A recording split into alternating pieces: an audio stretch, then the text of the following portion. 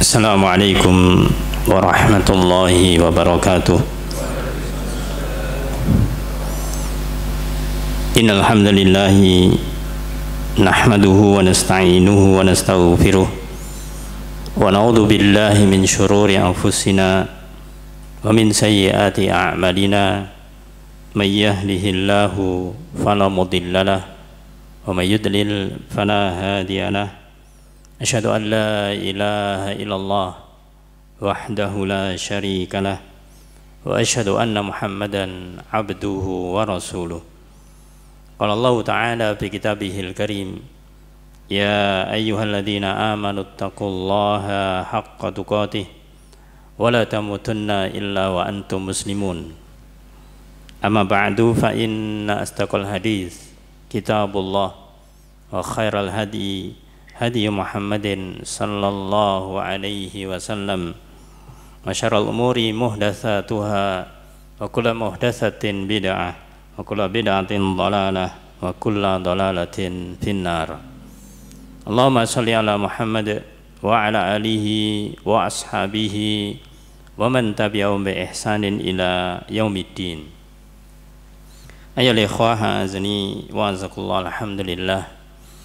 Puji syukur kita panjatkan kehadirat Allah Ta'ala atas segala nikmatnya, sehingga di pagi ini alhamdulillah kita bisa melanjutkan kembali kajian kita menyampaikan tentang Al-Arba'in An-Nawawiyah, tentang hadis-hadis yang sekitar 40 hadis yang dikumpulkan oleh Imam An-Nawawi rahimahullahu ta'ala.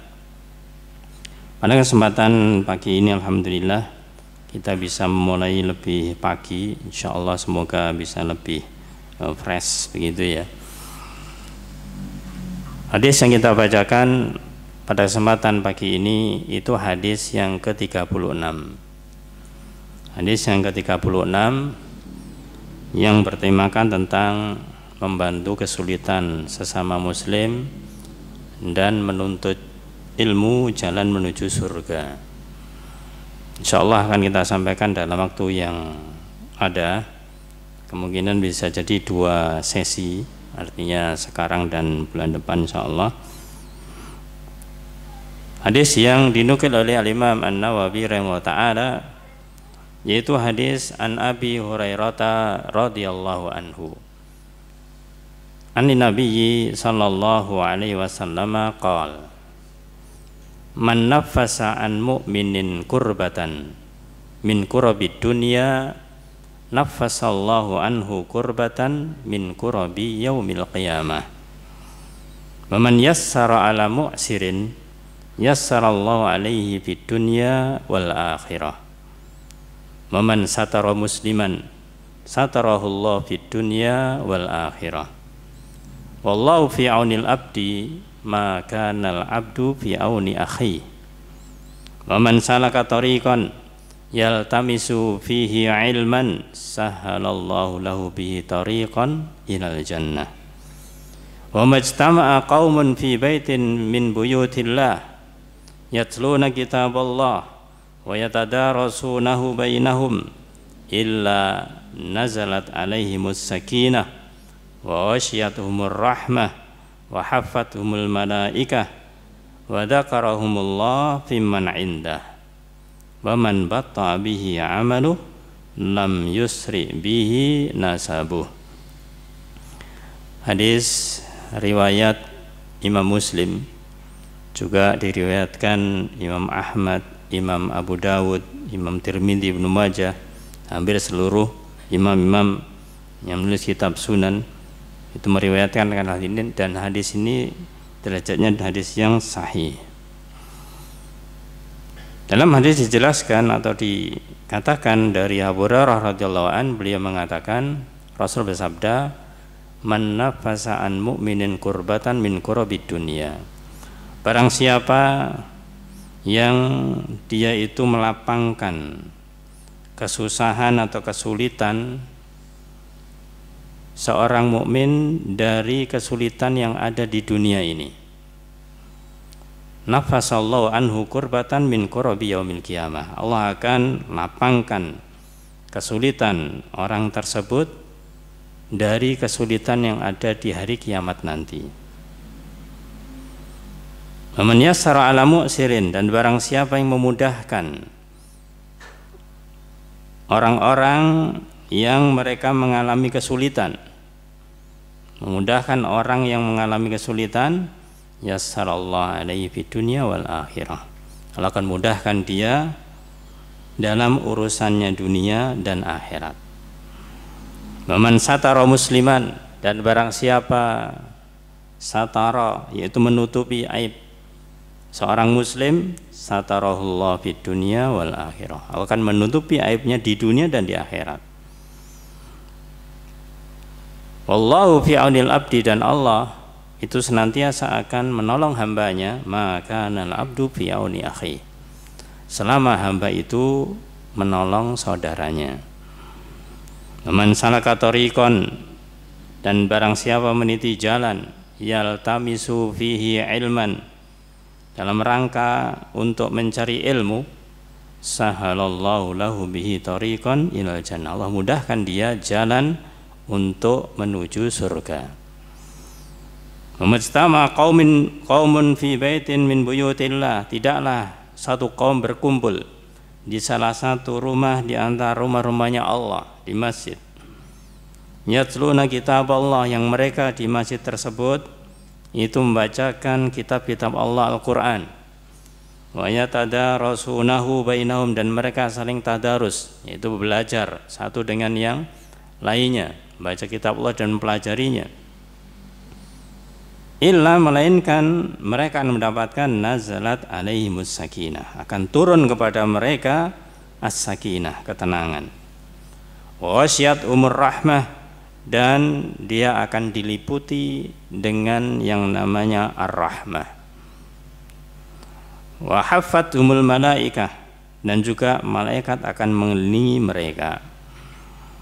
Wa dzakarahumullah fiman indah, dan Allah akan memuji, menyanjung mereka, yaitu di tengah-tengah para malaikat yang berada di sisi Allah. Wa man batta'a bihi 'amaluh, maka barang siapa yang dia itu lambat dalam beramal, lam yusri' bihi nasabuh, maka tidak bisa mengejar nasabnya, nasab tidak bisa mengejar amalannya. Ayo ikhwah azani wa azakullah. Di sini kita sampaikan yaitu penggalan yang pertama atau separuh dari hadis ini yang terkait dengan membantu kesulitan sesama muslim. Hadis ini ada yang senada yang diriwayatkan oleh Ibnu Umar, Abdullah bin Umar radhiyallahu anhuma, di mana Rasul juga bersabda dalam hadis dari Ibnu Umar radhiyallahu anhu ini, yaitu dikatakan oleh beliau Rasulullah sallallahu alaihi wasallam, al-muslim akhul muslim, seorang muslim itu bersaudara dengan muslim lainnya, la yadlimuhu wa la yuslimuhu, tidak boleh mereka itu mendolimi dan juga tidak boleh mereka itu membiarkan yaitu diganggu orang lain, harus menyelamatkannya. Man kana fi hajati akhi, dan barang siapa membantu kebutuhan saudaranya, kana Allahu fi hajati, maka Allah akan menolongnya, akan memenuhi kebutuhannya. Wa man farraja an muslimin kurbatan, barang siapa yang dia itu melapangkan dari seorang muslim kesulitan yang dimiliki atau yang dialami seorang muslim, farrajallahu anhu kurbatan min kurabi yaumil kurabati yaumil qiyamah, Allah akan lapangkan dia dari kesulitan nanti di hari kiamat. Waman satara musliman, dan siapa yang menutupi aib seorang muslim, satarahullah yaumal qiyamah, Allah akan menutupi aibnya di hari kiamat. Ayo ikhwah azani wa azkullah, ini hadis, dua hadis yang kita bacakan, yang dimana kita akan sampaikan yaitu penggalan hadis. Penggalan hadis yang pertama terdiri ada 4 poin. Poin yang pertama yaitu yang disabdakan Rasulullah SAW, man nafasa an mu'minin kurbatan min kurabid dunya, nafasallahu anhu kurbatan min kurabi yaumil qiyamah. Ini penggalan yang pertama. Itu barang siapa yang mereka itu melapangkan salah satu kesusahan seorang mukmin lain dari kesusahan atau kesulitan yang ada di dunia, kesusahan di dunia. Ya, karena kita hidup di dunia, ya. Perhatikan balasannya. Kalau ada seorang mukmin dia melapangkan saudaranya mukmin yang lain dari kesusahan urusan dunia ini, naffasallahu anhu kurbatan min kurabi yaumil qiyamah. Allah akan lapangkan dia dari kesulitan nanti yang ada di hari kiamat. Jadi di sini oleh ikhwah azikullah, lafadz yang pertama itu balasan dari Allah Ta'ala seorang mukmin yang dia itu memberikan kelapangan,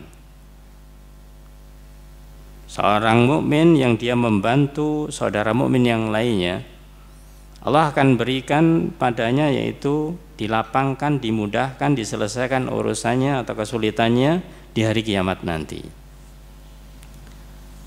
Tidak disamakan dengan dua lafadz yang berikutnya. Kalau lafadz berikutnya yaitu disebutkan dunia dan akhirat. Ya, ini mesti ada rahasianya. Kenapa untuk urusan yang pertama ini langsung di dalam hadis katakan yaitu naffasallahu anhu kurbatan min kurabi yaumil qiyamah. Adapun ketika yang kedua dan ketiga yaitu man yassara ala mu'sirin yassarallahu alaihi fid dunya wal akhirah, dunia dan akhirat. Kemudian man satara musliman, yang menutup aib, maka juga satarallahu fid dunya wal akhirah, Allah juga menutupi dunia dan akhirat. Nah, ini dijelaskan para jamaah bahwasanya yang namanya kurbatan yang jamaknya kurab ini kesulitan yang tidak biasa. Artinya seseorang yang dia itu mengalami kesulitan yang sangat luar biasa, sehingga dia itu tidak hanya sedih, bahkan bahasa kita itu bisa jadi kalau dia tidak kuat bisa depresi, ya, karena kesulitannya sangat berat. Ketika dia tidak mampu untuk menghadapi kesulitan, maka kita lihat orang-orang yang tidak memiliki keimanan, mereka mudah untuk stres, mudah untuk depresi. Nah, karena kesulitannya memang sangat berat.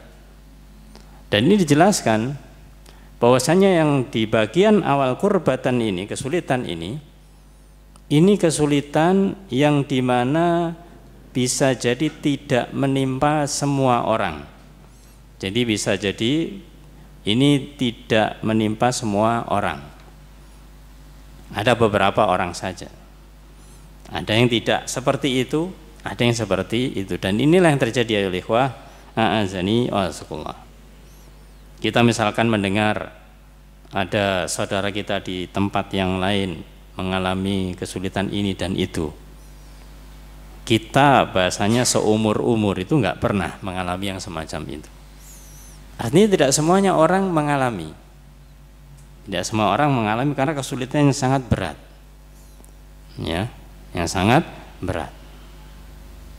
Nah, karena kesulitan ini sangat berat, siapa di antara kaum muslimin, kaum mukminin yang mereka mau membantunya, mereka mau membantu orang yang dalam kesulitan yang berat ini, Allah akan gantikan di hari kiamat nanti yaitu kemudahan yang ada di akhirat yang berupa kesulitan-kesulitan yang ada. Kesulitan di akhirat tentunya para jamaah lebih berat dibandingkan yang ada di dunia. Nanti kita sampaikan di sini. Jadi itu maknanya kurab, ya, maknanya kurbah atau kurab. Itu kesulitan yang tidak biasa, tapi kesulitan yang luar biasa.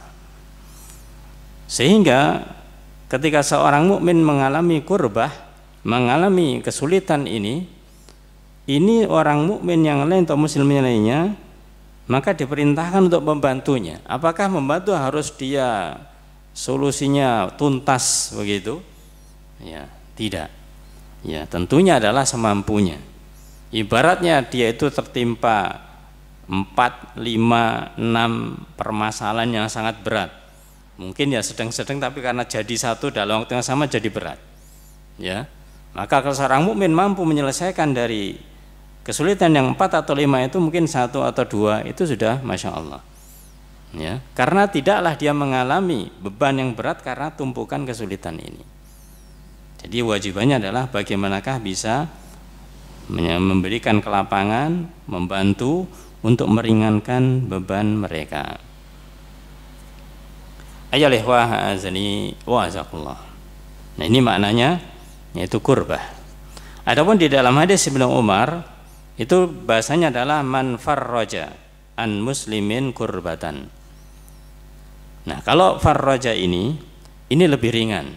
Ini lebih ringan ketika ada seorang mengalami kesulitan, ya. Kemudian kesulitan itu memang kesulitan yang besar tapi cuma satu saja. Akhirnya kemudian ada yang bantu sampai selesai. Tapi kalau yang kurbah ini kesulitan yang sangat berat, yang sangat besar, ya, maka lafadznya di sini berbeda. Yang pertama tadi nafasa, itu bisa meringankan, melonggarkan. Ini adalah farroja, menghilangkan. Kalau melonggarkan, melapangkan, itu tadi kita katakan bisa jadi tidak 100%. Tapi kalau farraja, maka ini dia menghilangkan 100%. Nah, ini beda dari sisi istilah. Tentunya ya ikhwah a'azani wa azakumullah, kalau ada seorang mengalami kesulitan terus kita bisa membantu sampai tuntas, ini yang diharapkan. Dan itulah nanti akan mendapatkan balasan dari Allah. Dia akan dimudahkan ketika mengalami kesulitan di hari kiamat nanti. Nah, sekarang kesulitan itu apa para jamaah? Maka yang namanya kesulitan dikatakan oleh Syekh Utsaimin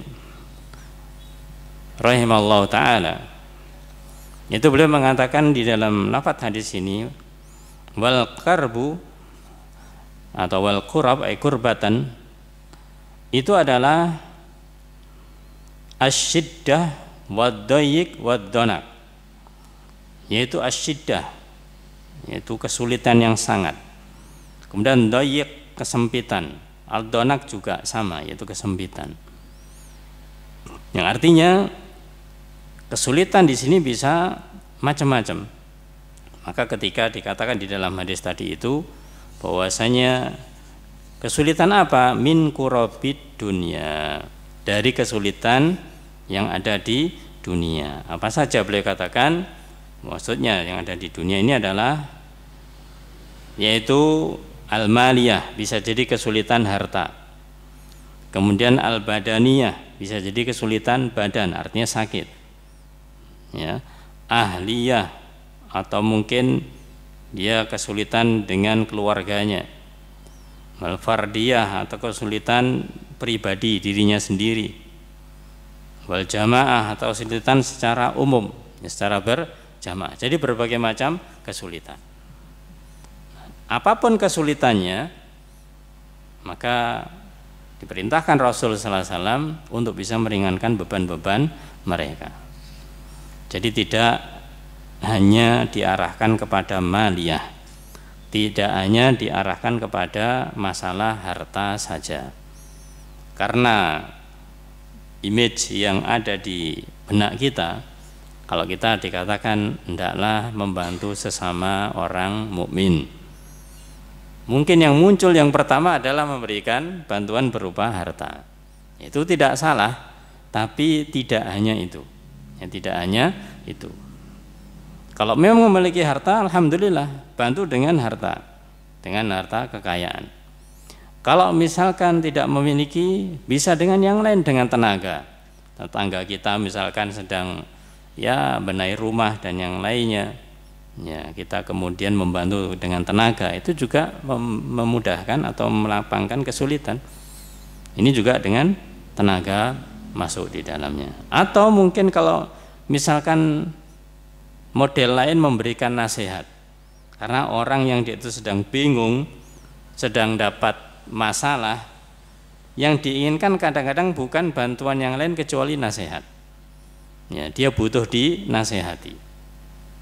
Karena namanya orang sedang masalah para jamaah, itu bahasanya pikirannya apa? Cupet. Ya, pikirannya itu cupet. Pikirannya itu sempit.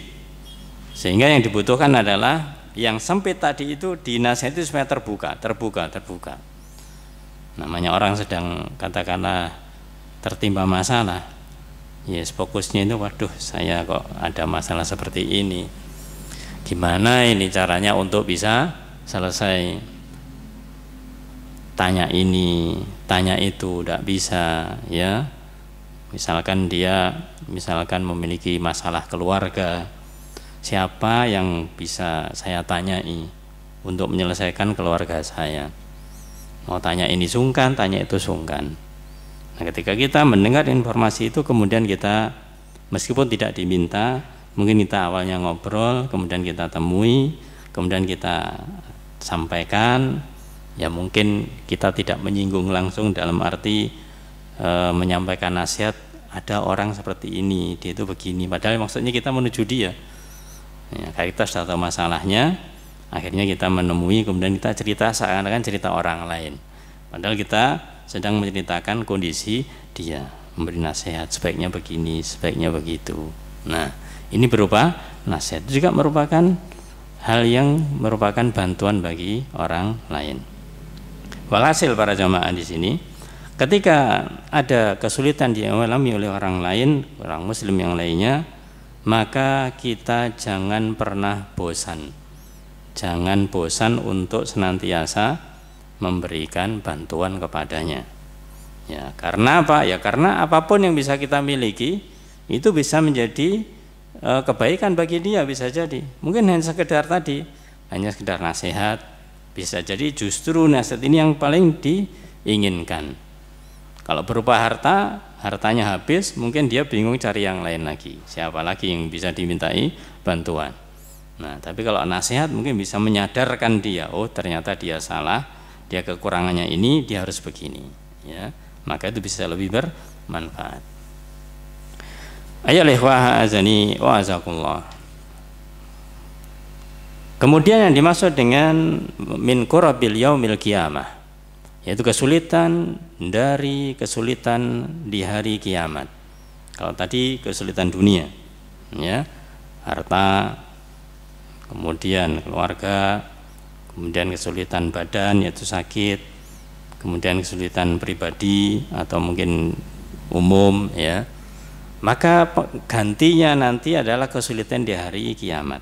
Nah, di sini para jemaah kita akan bacakan bagaimanakah gambaran kesulitan di hari kiamat.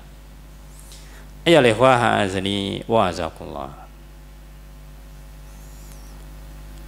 Di dalam hadis Rasul sallallahu alaihi wasallam, dalam hadis yang sahih riwayat Bukhari, bahwasanya Rasulullah SAW bersabda, yajma'ullahu yaumal qiyamah al-awwalina wal akhirina fi sa'idin wahid. Hari kiamat nanti, pada hari kiamat nanti Allah mengumpulkan al-awwalin wal akhirin, yaitu orang yang pertama dan sampai orang yang terakhir. Jadi manusia pertama dari mulai zaman Nabi Adam sampai nanti manusia terakhir sebelum ditegakkannya hari kiamat, dikumpulkan fi sa'idin wahidin, di satu tempat tertentu, ya, padang mahsyar. Fayusmi'uhum ad-da'i, maka kemudian penyeru ya Allah Ta'ala memperdengarkan suara kepada mereka. Jadi Allah berbicara kepada mereka, orang-orang manusia yang sudah berkumpul di padang mahsyar ini. Wa yanfuduhumul basar, dan Allah melihat mereka semuanya, dan ini tidak sulit. Apapun banyaknya manusia, Allah Maha tahu, ya. Wa yablugun nasu minal gham wal karbi ma la yutikun wa ma la yahtamilun. Maka saat itu kondisinya para jamaah, manusia itu di puncak kesedihan, di puncak kesempitan yang mereka tidak mampu menahan dan tidak mampu untuk menanggungnya. Gambarannya bagaimana? Qala fayaqulu ba'dun nas li ba'din, Saat itu gambarannya satu manusia dengan yang lain saling mengatakan, ala tarawna ma antum fi, ya. Tidakkah kalian tahu apa yang terjadi sekarang ini? Kenapa kita kok dikumpulkan di sini? Apa? Ini sedang apa ini? Semuanya pada bingung, ya. Bahasanya itu nafsi-nafsi, bingung sendiri. Ala tarawna ma qad balagakum. Tidakkah kau melihat apa yang sudah sampai pada kalian? Jadi ini Allah mau menegakkan keadilannya, ini kondisinya dalam kondisi yang sangat sulit. Sehingga di antara mereka juga ada yang mengatakan, ala tanduruna man yashfa' lakum ila rabbikum. Mengapa kalian tidak mencari yaitu yang bisa membantu kita, yang bisa menolong kita, yaitu untuk supaya menyampaikan kepada Allah Ta'ala. Ini adalah runtutannya syafaatul udhma, syafaatnya Rasulullah SAW untuk ditegakkan hari kiamat, berarti masa sebelum itu. Ya, digambarkan oleh Aisyah radhiyallahu anha, masa itu adalah ketika manusia dikumpulkan di padang mahsyar, ya.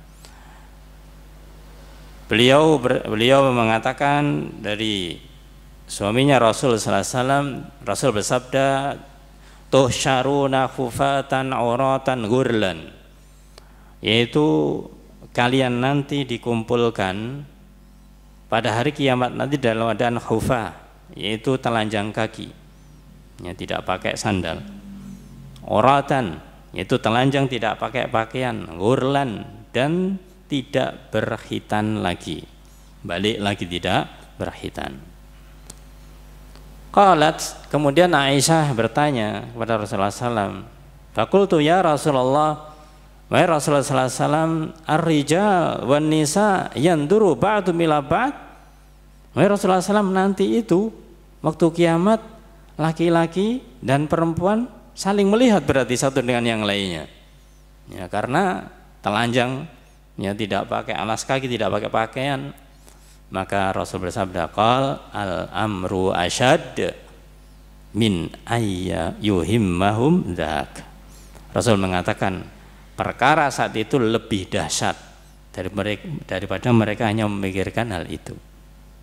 Ini menunjukkan, ya ikhwah azanatullah, di hari kiamat adalah hari yang sangat berat, ya, sampai meskipun laki-laki perempuan jadi satu dalam telanjang nggak kepikiran sama sekali, karena mereka bingung memikirkan nasibnya sendiri. Kalau boleh kita gambarkan di dunia ini para jamaah, ya, ketika dalam kondisi misalkan darurat, artinya kondisinya misalkan terjadi gempa dan yang lainnya, atau terjadi suatu musibah yang lainnya, orang itu bingung memikirkan menyelamatkan dirinya sendiri, ya. Ibarat terjadi gempa, kemudian di situ ada orang, katakanlah wanita yang tidak pakai pakaian atau membuka auratnya, dia nggak mikir untuk menikmati itu, nggak mikir lagi, karena dia memikirkan keselamatan dirinya. Maka Rasul mengatakan bahwasanya itu tidak terpikirkan, tidak terpikirkan, karena sangat berat saat itu urusannya dengan apa yang harus ditanggungnya. Sehingga di dalam ayat Allah Subhanahu wa taala, Allah berfirman, yauma yaqumun nasu lirabbil alamin, yaitu pada hari ketika semua orang itu bangkit menghadap Rabbul Alamin, menghadap Allah Ta'ala. Dalam surat Mutaffifin ayat yang ke-6 dijelaskan oleh Ibnu Umar radhiyallahu anhu, ya, mengenai hal ini beliau menyetir hadis Rasul sallallahu alaihi wasallam, di mana Rasul bersabda, yaqumu ahadum fi rashihi ila ansafi udunai. Ini menggambarkan kondisi manusia ketika mereka digiring ke padang mahsyar.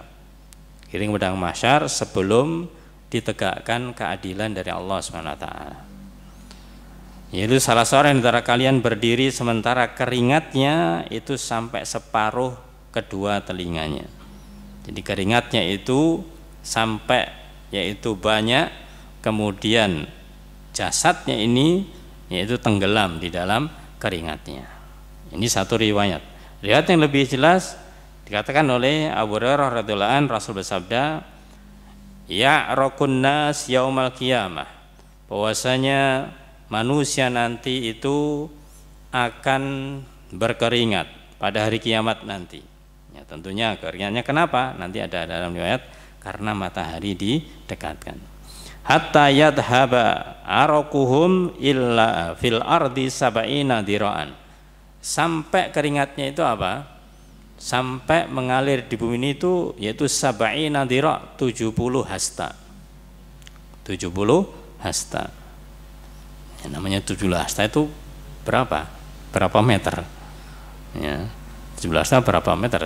Depa, satu depa. Ya, panjang tentunya. Wa yuljimuhum hatta yablugha adanuhum. Dan juga mereka dilijam, yaitu dikekang dengan keringatnya itu bahkan sampai ke telinga mereka. Ini di dalam beberapa ayat berbicara tentang keringat yang mengucur ketika di padang mahsyar. Riwayat yang lainnya dari lafaz Muslim, innal araqa yaumal qiyamah, bahwasanya keringat manusia pada hari kiamat nanti layat habu fil ardi sab'ina ba'an. Ya, kelak akan mengalir di bumi ini sampai 70 hasta, 70 depa. Wa innahu la yablughu ila afwahin nas au ila adanihim. Dan ketinggiannya mencapai mulut atau mencapai telinga mereka. Jadi keringatnya sampai ke mulut atau ke telinga. Nah, kemudian hadis yang lebih jelas dikatakan di dalam hadis yang selanjutnya di sini dalam hadis sahih riwayat Imam Muslim. Beliau bersabda, "Idza kana yaumul qiyamah." Kalau nanti terjadi hari kiamat, udniyati syamsu minal ibad, maka matahari itu didekatkan kepada manusia. Hatta takuna qidamilin aw itsnain. Sampai matahari itu jaraknya dengan manusia dengan bumi ini itu sekitar 1 atau 2 mil. 1-2 mil. 1 mil itu berapa kilo? Ya, kira-kira 1,5 kilo, 1,6. Ya, 1,6 kilo. Itu 1 mil. Ya, kalau kita jalan 1 kilo kelihatannya jauh. Nah, matahari ketika didekatkan, di matahari masih jauh aja kita kadang kepanasan, ya. Apalagi didekatkan, ya otomatis keringatnya akan mengucur dengan derasnya. Nah, maka digambarkan di sini ketika matahari didekatkan, maka kemudian fayakununa fil araqi biqadri a'malihim. Saat itu manusia nanti, hamba-hamba Allah ini nanti, mereka akan terendam dengan keringatnya biqadri a'malihim. Ini catatan pentingnya. Mereka terendam sesuai dengan amal perbuatan mereka. Sesuai dengan amal perbuatan mereka. Faminhum man ya'khudhu ila aqibai. Ada di antara mereka yang terendam hingga sampai kedua tumitnya aja, kaki di bawah mata kaki itu tumit. Wa minhum man ya'khudhu ila rukbatayhi. Ada yang sampai kemudian rukbatayhi, yaitu kedua lututnya. Wa minhum man ya'khudhu ila hikwaihi, sampai ada yang ke pinggangnya. Wa minhum man yuljimu iljaman. Ada di antara mereka yang dia itu dikekang dengan seperti kekang, yaitu sampai kepada mulutnya tadi seperti dikekang. Di sini para jamaah menunjukkan bagaimanakah kondisi hari kiamat. Yang pertama tadi catatannya biqadri a'malihim, sesuai dengan amal mereka. Sehingga jangan digambarkan seperti gambaran kita yang ada di dunia ini para jamaah. Ingat, ketika kita menyampaikan tentang alam, itu manusia mengalami 4 alam. Pertama alam rahim, alam dalam kandungan, kemudian alam dunia, kemudian alam barzakh, dan alam akhirat. 4 alam ini adalah kondisinya tentunya berbeda-beda secara hukum. Ya, alam rahim tidak bisa disamakan dengan alam dunia. Dunia tidak bisa disamakan dengan barzakh, apalagi dengan akhirat. Jadi jangan bayangkan, loh kalau misalkan orang berkeringat sampai dia tenggelam, padahal dikumpulkan di salah satu. Kan namanya keringat itu netes kemudian ke bawah, kok bisa naik gitu. Ya ini yang naik, ini enggak, misalkan demikian. Amalnya karena berbeda-beda, ya. Maka jawabannya itulah alam akhirat. Itulah alam akhirat, sama dengan alam dunia. Allah Maha Kuasa. Allah Maha Kuasa. Ibarat manusia misalkan dia berdampingan, bisa jadi keringatnya berbeda-beda yang dia alami. Maka ini semuanya tidak sama gambarannya seperti yang ada di dunia. Tapi ini semuanya menunjukkan bagaimanakah seseorang itu beramal ketika di dunia, maka itu yang menjadi balasan Allah. Itulah masa-masa yang sulit. Itulah masa-masa yang sangat sulit ketika di akhirat kala itu. Sehingga ya ikhwah azani wa azkullah, balasan Allah Subhanahu wa taala ketika di akhirat untuk memberikan kemudahan kepada hambanya dari kesulitan akhirat ini, pada kesulitan hari kiamat ini diberikan kepada hamba-hamba yang ketika di dunia dia memberikan kelapangan, kemudahan, kesulitan kepada saudaranya muslim yang lainnya. Nah inilah pentingnya kita bagaimanakah membantu sesama muslim. Ayo ikhwah azani wa azakullah. Ini bagian yang pertama, yaitu di dalam lafaz hadis, man nafasa an mu'minin kurbatan min kurabi dunya nafasallahu anhu kurbatan min kurabi yaumil qiyamah. Kemudian yang kedua ya ikhwah azani wa azakullah, Rasul sallallahu alaihi wasallam bersabda, man yassara ala mu'sirin yassarallahu alaihi fid dunya wal akhirah. Man yassara, barang siapa memberi kemudahan, ala mu'sirin, bagi orang yang mengalami kesulitan, yassarallahu alaihi, Allah akan memudahkan padanya fid dunya wal akhirah, di dunia dan di akhirat.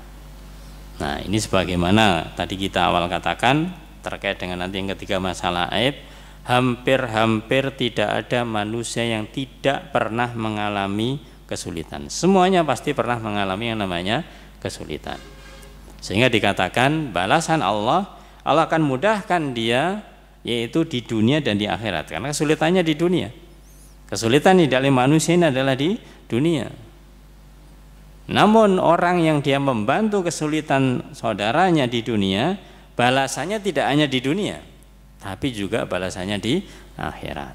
Nah inilah kemudahan dari Allah Ta'ala, janji Allah Ta'ala melalui lisan Rasul sallallahu alaihi wasallam yang memberikan balasan tidak hanya di dunia saja, dan tidak hanya di dunia tapi juga di akhirat. Justru akhirat inilah kita harapkan.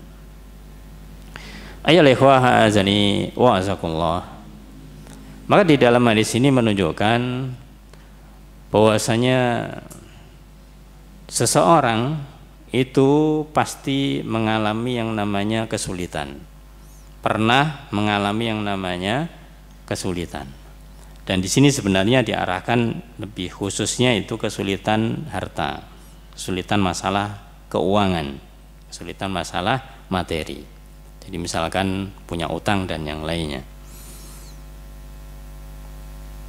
Adapun secara umum selain masalah hutang ini, dikatakan di dalam hadis tadi Allah akan memberikan kemudahan di dunia dan di akhirat. Seorang muslim, seorang mukmin, maka untuk menghadapi akhirat Allah sudah berikan yaitu jalan-jalan agar diberi kemudahan yang ada di akhirat. Tapi tidak bagi orang-orang kafir. Tidak bagi orang-orang kafir.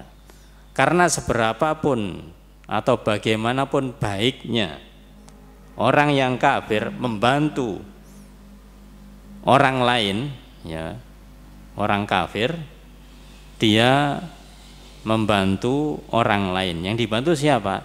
Siapa saja, saking baiknya dia. Sesama kafir ya dibantu, muslim pun juga dibantu. Pokoknya dia ingin jadi apa? Orang baik. Jadi orang baik. Jadi dia selalu mengadakan yaitu tur kemanusiaan kesana kemari membantu ini dan itu. Tapi orang kafir, ini orang kafir, maka balasan dia itu tidaklah masuk di dalam hadis ini, ya, tidak masuk di dalam hadis ini, karena kekafiran dia itu menghalangi dia untuk mendapatkan kebaikan di akhirat. Adapun di dunia dapatkan dia akan mendapatkannya. Buktinya apa? Buktinya ketika dia itu suka membantu sesama manusia, ya dia akan, kalau di dunia mendapatkan hadiah Nobel misalkan, ya, itu balasan dia di dunia, ya. Di akhirat kalau dia kafir tidak mendapatkan apa-apa, sudah Allah balas, sudah Allah berikan balasan di dunia, sudah selesai. Di akhirat dia akan tetap mengalami kesulitan. Jadi jangan pakai akal, karena kalau orang pakai akal, masa sih orang yang sebaik ini nanti Allah enggak kasihan, ya. Kita balik, kenapa orang tersebut tidak dikasihi Allah Ta'ala? Karena dia tidak mengasihani dirinya sendiri, karena dia tidak mau beribadah kepada Allah, nggak mau masuk Islam, ya sudah, itu berarti dia tidak mau mengasihani dirinya sendiri. Allah tidak akan berikan balasan. Maka dalam ayat dikatakan wa kana yauman 'alal kafirina 'asira, dalam surat Al-Furqan ayat 26, dan itulah hari yang sulit bagi orang yang kafir, yaitu di hari kiamat. Hari kiamat adalah hari yang sulit. Ya, tadi kita gambarkan bagaimanakah di padang mahsyar ketika manusia dikumpulkan, maka mereka semuanya bingung mengurusi dirinya sendiri. Nah, ini lanjutannya, yaitu ketika di antara mereka kemudian mencari yang bisa mencari syafaat, maka mereka mencari kepada para nabi, yang pada akhirnya kepada Rasulullah SAW. Singkat cerita demikian. Baik. Ayo ikhwah azani wa azakumullah. Sekarang kita bicara tentang masalah kesulitan di dunia. Ya. Siapa yang dia itu memudahkan kesulitan orang ketika di dunia, lebih khusus misalkan hutang, masalah hutang. Kalau kita menjadi orang yang memberi hutang, kita menjadi orang yang memberi hutang, kita yang punya harta, bagaimana cara kita mempermudah orang lain yang punya hutang kepada kita? Maka ini ada dua kondisi, ada dua cara. Yang pertama yaitu memberikan tempo pelunasan, memberikan yaitu tempo pelunasan ketika yang hutang ini belum bisa melunasi tepat waktu. Ya, kita berikan tempo. Ya, misalkan ada orang pinjam uang ke kita, dia bilang nanti saya kembalikan ya 3 bulan, selama 3 bulan saya lunasi. Jatuh tempo sampai 3 bulan, ternyata dia belum bisa melunasi, dan kemudian dia bilang mohon maaf saya belum bisa melunasi, mungkin tambah lagi 1 bulan. Ya, kita memberikan kelonggaran, itu namanya yassara ala mu'sirin, yaitu memudahkan bagi orang yang sedang mengalami kesulitan. Ya, tentunya kita tidak mengapa ketika kita bertanya kenapa kok tidak bisa tepat waktu. Oh karena ini ya sudah, apapun alasan dia beri kelonggaran, ya beri kelonggaran, mundur waktunya. Ya, sebagaimana ini difirmankan Allah Ta'ala dalam surat Al-Baqarah ayat 280. Allah berfirman, wa in kana dzu usratin wa in kana dzu usratin fanadhiratun ila maisarah wa anta saddaqu khairun lakum in kuntum ta'lamun. Dan ini ada 2 poin langsung. Yang pertama yaitu wa in kana dzu usratin, dan jika orang yang berhutang itu punya kesulitan, fanadhiratun ila maisarah, maka beri tenggang waktu dia sampai memiliki kemudahan, memiliki kelapangan bisa membayar. Berikan tambahan batas waktu, batasan tempo waktu. Wa antasaddaqu, nah ini yang kedua, dan jika kalian menyedekahkannya, khairun lakum, itu baik bagimu, baik bagimu in kuntum ta'lamun, jika kalian mengetahui. Jadi yang pertama memberikan jatuh perpanjangan waktu, ya, tempo waktu yang mundur. Kemudian yang kedua yaitu disodakohkan, artinya dibebaskan hutangnya. Nah ini adalah yang lebih baik tentunya. Dikatakan dalam ayat ini wa antasaddaqu khairun lakum. Kalau kamu bebaskan itu lebih baik. In kuntum ta'lamun, jika kalian mengetahui. Nah, ini ada semacam persyaratan, itu jika kalian mengetahui. Artinya orang yang dia itu suka membantu orang lain, ya, karena dia mengetahui keutamaannya membantu orang lain, maka dia melakukan amalan yang terbaik.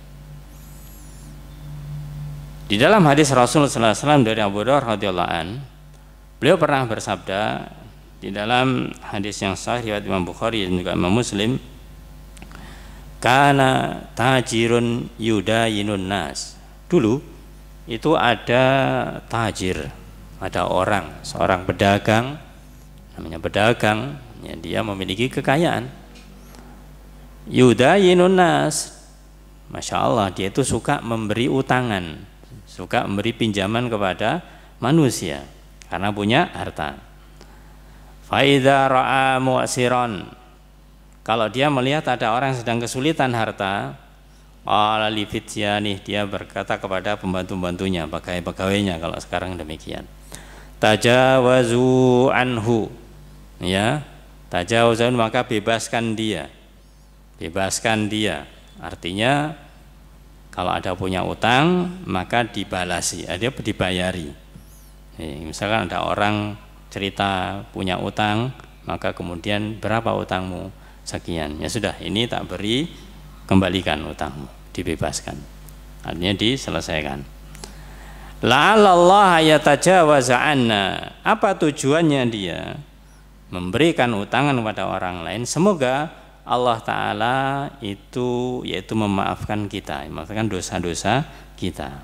Jadi di antara cara menggugurkan dosa adalah dengan bersedekah, ya, memudahkan urusan orang lain, di antaranya membayari utang. Fatajawazallah anhu, maka Rasul bersabda, maka kemudian Allah memaafkan dia atas dosa-dosa yang dimilikinya. Inilah para jamaah, bagaimanakah manfaat? Ya, manfaat ketika memudahkan urusan orang lain, diantaranya adalah urusan utang.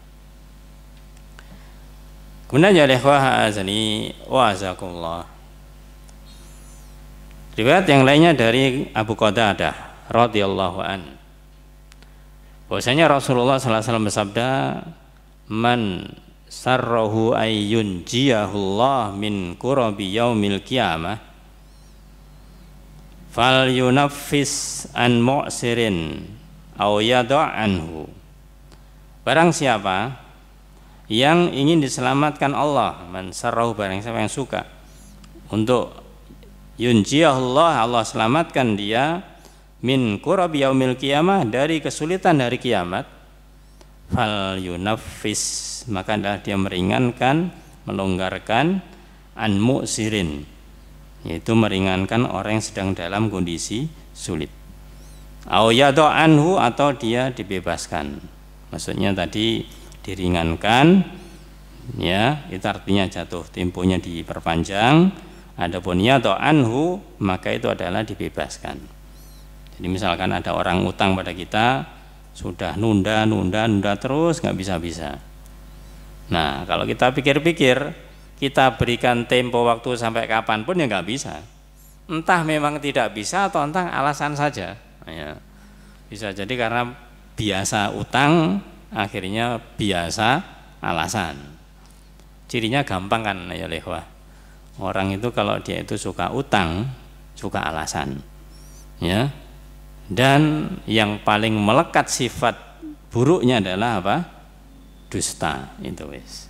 Orang yang utang, kalau dia tidak amanah dengan utangnya, pasti dia itu pinter alasan, alias dia berdusta. Nah, inilah waliyadzubillah. Ya, karena itu ya Allah, hendaklah kita itu kalau memang kebetulan pas ingin bantu orang lain, meminjami uang pada orang lain, terus waktunya jatuh tempo kita tagih, nanti dulu. Ya, kalau kita misalkan memberikan waktu mundur terus, dia tidak ada bahasanya, tidak ada niatan untuk melunasi, ya kita bisa stres sendiri. Ya sudah, kita minta kepada Allah Ta'ala gantinya. Artinya bebaskan dan minta kepada Allah Ta'ala gantinya. Walaupun memang dia itu hanya alasan saja, sudah itu urusannya dia. Urusannya dia. Intinya kalau orang itu suka utang, kemudian tidak bayar-bayar, kemudian kita bebaskan utangnya, ini kan bisa jadi ada dua kemungkinan. Kemungkinan pertama apa? Ya kesenangan. Ya kesenangan utangnya dibebaskan. Karena kesenangan nanti utang lagi. Ini yang tidak baik. Ya. Tapi kalau orang yang dia itu utang dibebaskan, bisa jadi dia itu ya kesenangan ya, tapi dia kemudian sungkan. Ini yang diharapkan. Ya, ini yang diharapkan, sehingga ini sebenarnya ada celah untuk kita berdakwah. Kalau kita misalkan menghutangi orang, dia waktunya bayar, kemudian tidak bayar, ya sudah kita sampaikan, ya sudah nggak apa-apa, utangmu akan saya bebaskan, ya. Tapi gini ya, tolong nanti begini, ya. Jangan nanti diulangi kepada orang lain dan yang lainnya. Ya kalau seperti itu nanti dia akan sungkan untuk utang lagi kepada kita, akan cari orang lain. Enggak selesai. Ya urusan lain, urusan orang lain ya terserah mereka. Intinya kepada diri kita, mereka sudah tidak utang lagi. Dan inilah ya ikhwah azani wa azakumullah. Kadang-kadang yang memprihatinkan itu ketika ada orang baik, orang yang dia itu punya harta dan yang lainnya, ini seringnya dimanfaatkan ya oleh orang yang suka utang ini. Ya dia akhirnya apa? Akhirnya itu selalu cari informasi siapa orang yang dia itu mudah diutangi, ya. Sampai waliyatubillah, sampai nggak masuk akal kadang-kadang, ya. Jadi siapa saja meskipun tidak kenal berani dia utang, ya. Ya karena sudah pikirannya utang ya begitu, nggak ada pikiran bayar, ada pikiran bayar. Dan ini yang terjadi di lapangan demikian ya. Jadi contoh begini. Ada misalkan entah laki-laki atau perempuan, ya katakanlah dia itu sudah keluarga, kemudian yang salah satunya ini suka utang. Ya, kalau dia ketika utang, awalnya mungkin dia utangnya itu kepada orang yang memang mampu, ya, apalagi saudaranya, ya dia akan utang sampai mentok bahasanya. Ketika dia sudah mentok, sudah malu sendiri, ya isin dewe gak berani utang lagi, dia akan cari yang lain, lainnya, kerabatnya, ya kerabatnya, siapa yang bisa diutangi. Sampai yang memprihatinkan kadang-kadang, misalkan dia itu punya anak, misalkan punya anak, anaknya ini punya teman sekolah, misalkan demikian, punya teman sekolah. Maka ketika teman sekolahnya ini misalkan datang ke rumahnya bermain, orang ini akan tanya, orang tuamu di mana tinggalnya, pekerjaannya apa? Ya nanti kemudian ketika tahu pekerjaannya yang mungkin ada peluang diutangi, diutangi. Waliyadzubillah. Sudahlah, pokoknya wis kadang-kadang nggak masuk akal. Anak dapat laporan cerita orang berhutang ini bahasanya geleng-geleng. Ya karena kan tidak masuk akal, ini nggak ada jalurnya tapi kok ya berani. Ya. Dan ini bahasa Jawanya tuman. Apa itu tuman? Ya? Kebiasaan, ketagihan lah. Ya. Orang ini biasanya ketagihan. Ya. Maka dari itu ketika orang sudah biasa utang nggak segera dihentikan, itu ketagihan.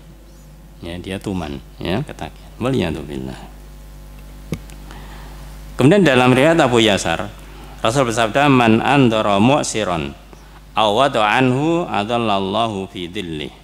Barang siapa memberi kelonggaran waktu kepada orang yang kesulitan bayar utang atau menghapusnya, ya, menghapus utang darinya, Allah akan menaungi dia dalam naungannya. Ini riwayat-riwayat yang menyebutkan hendaklah kita memudahkan urusan orang lain, khususnya yang punya utang kepada kita. Kita beri waktu tempo tambahan atau kita bebaskan, ya. Ayo ikhwah azani wa azakumullah. Kemudian hadis yang berikutnya, lafadz hadis yang berikutnya, Rasul bersabda, man satara musliman satarahullah fid dunya wal akhirah. Ini sama dengan yang sebelumnya, ya, dengan lafadz yang sebelumnya, yaitu man yassara ala mu'sirin. Barang siapa yang satara musliman, menutupi aib seorang muslim, satarahullah fid dunya wal akhirah. Allah akan menutupi aibnya di dunia dan di akhirat. Tadi kita katakan bahwasanya kalau yang namanya orang punya aib, ini juga hampir menyeluruh. Setiap orang biasanya punya yang namanya aib ini.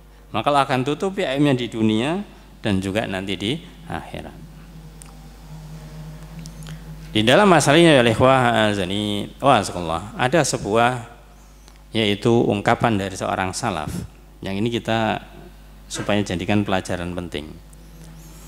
Yaitu dikatakan oleh sebagian atau seorang ulama salaf, beliau mengatakan pernah menjumpai seseorang atau menjumpai suatu kaum lah, yang kaum itu tidak mempunyai aib.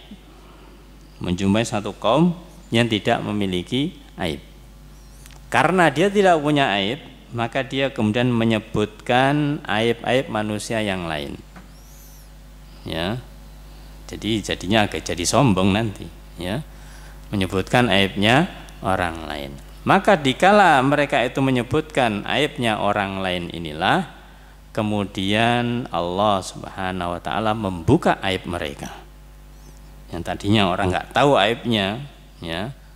Karena memang dikenal orang yang tidak punya aib, tapi masalahnya dia membuka aib orang lain itu aib, gitu loh. Ya, kita tidak punya kesalahan,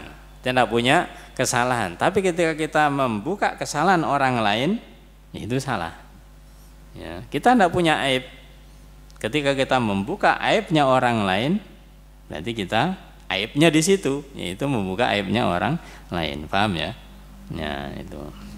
Kemudian sebaliknya boleh katakan, aku juga pernah bertemu satu kaum, ya, yang mereka itu sudah banyak aibnya banyak, tapi mereka menjaga maksudnya tidak menyebar-nyebarkan aib tersebut. Maka lama kelamaan kemudian manusia lupa, Allah lupakan manusia dari aib-aibnya tersebut. Di sini para jamaah, namanya aib ini untuk ditutupi, ya, bukan untuk disebarkan.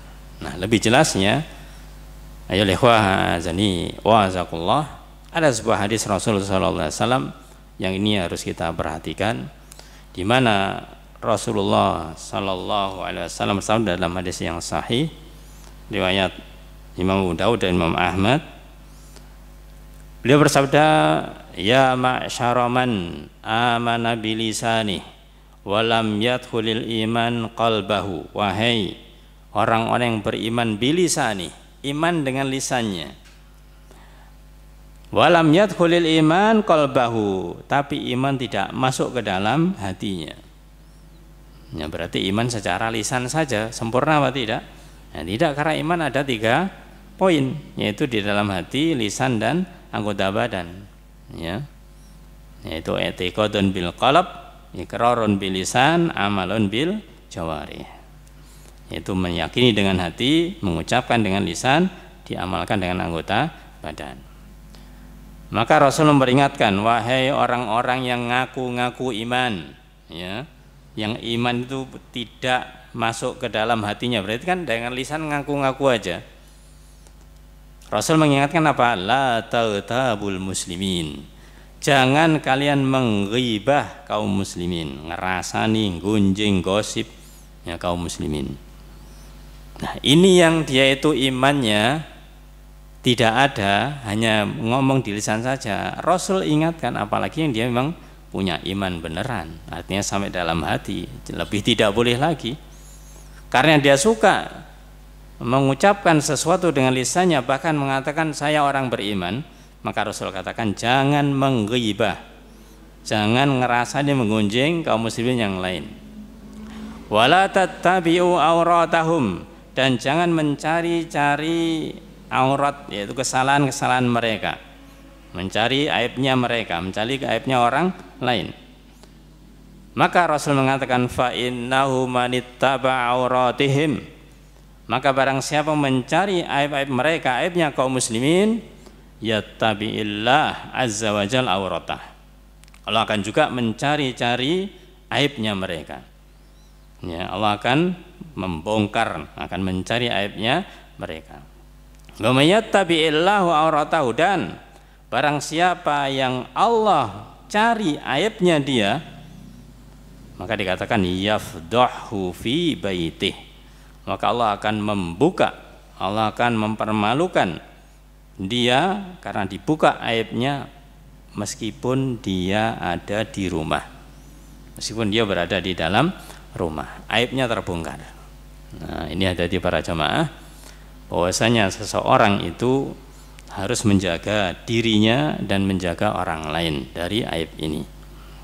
Maka dalam hadis ini dijelaskan bahwasanya seseorang yang dia itu memiliki aib, maka hendaklah dia menyelesaikan masalahnya terlebih dahulu. Kita semuanya punya aib, maka lihatlah aib kita bagaimana supaya aib kita ini bisa selesai. Yang pertama selesai bagaimana? Tidak tersebar. Bagaimana supaya tidak tersebar? Jangan bilang ke yang lain. Ya, kadang-kadang orang itu curhat, ya, kadang curhat itu sudah wis loss bahasanya. Awalnya curhat itu saya begini sampai aibnya dikeluarkan. Nah, ini nggak benar, ini tidak dibenarkan. Kalau memang kita curhat ingin minta bantuan orang lain, ya sampaikan secara umum saja. Saya ini masih suka berbuat maksiat, masih malas dan yang lainnya. Ya, nggak perlu saya suka berbuat maksiat ini, enggak, jangan. Ya, jangan diucapkan semacam itu. Dan yang diberitahu juga jangan kepo. Ketika kita diberitahu saya itu suka berbuat maksiat, apa maksiatmu, di mana, dengan siapa, ya nggak boleh. Kita berarti mencari-cari juga. Ya, dia nggak mau ngomong, kita tanya. Ya, jadi dua-duanya harus benar. Ayo lehwa azani waskullah. Maka di sini ketika seseorang itu dia itu mencari aibnya orang lain, maka Allah akan buka aib mereka. Allah akan buka aib mereka. Bahkan meskipun mereka itu berada di rumah. Ini gambarannya para jamaah. Kalau sekarang ini lebih jelas lagi. Sekarang ini lebih jelas lagi, zamannya medsos ini sudah dimanapun itu bisa tersebar aibnya. Ya, kalau dulu mungkin belum tergambarkan. Artinya orang di rumah kok bisa ketahuan aibnya bagaimana gitu. Sekarang ini sudah, justru sekarang ini banyak orang melakukan aib di rumah. Ya, di rumah. Karena apa? Karena merasa tidak ada yang mengawasi. Waliyadzubillah. Maka kita harus hati-hati pada diri kita, keluarga kita akan hal ini. Nah, kemudian catatannya ikhwah azani wa azakumullah, terkait dengan hal ini, maka apakah kita menutupi aib selamanya ataukah kita boleh membuka aib yang dimiliki oleh orang lain? Maka jawabannya bahwasanya manusia ini ada dua kondisi atau dua keadaan. Secara umum ini, ya, secara umum manusia ini ada dua kondisi. Yang pertama yaitu orang yang baik, dan yang kedua orang yang buruk. Orang yang baik dan orang yang buruk. Mungkin kita bacakan dulu dari penjelasan Syekh Utsaimin yang terkait dengan masalah hal ini, yang terkait dengan orang yang baik dan orang yang buruk. Bahwasanya beliau menjelaskan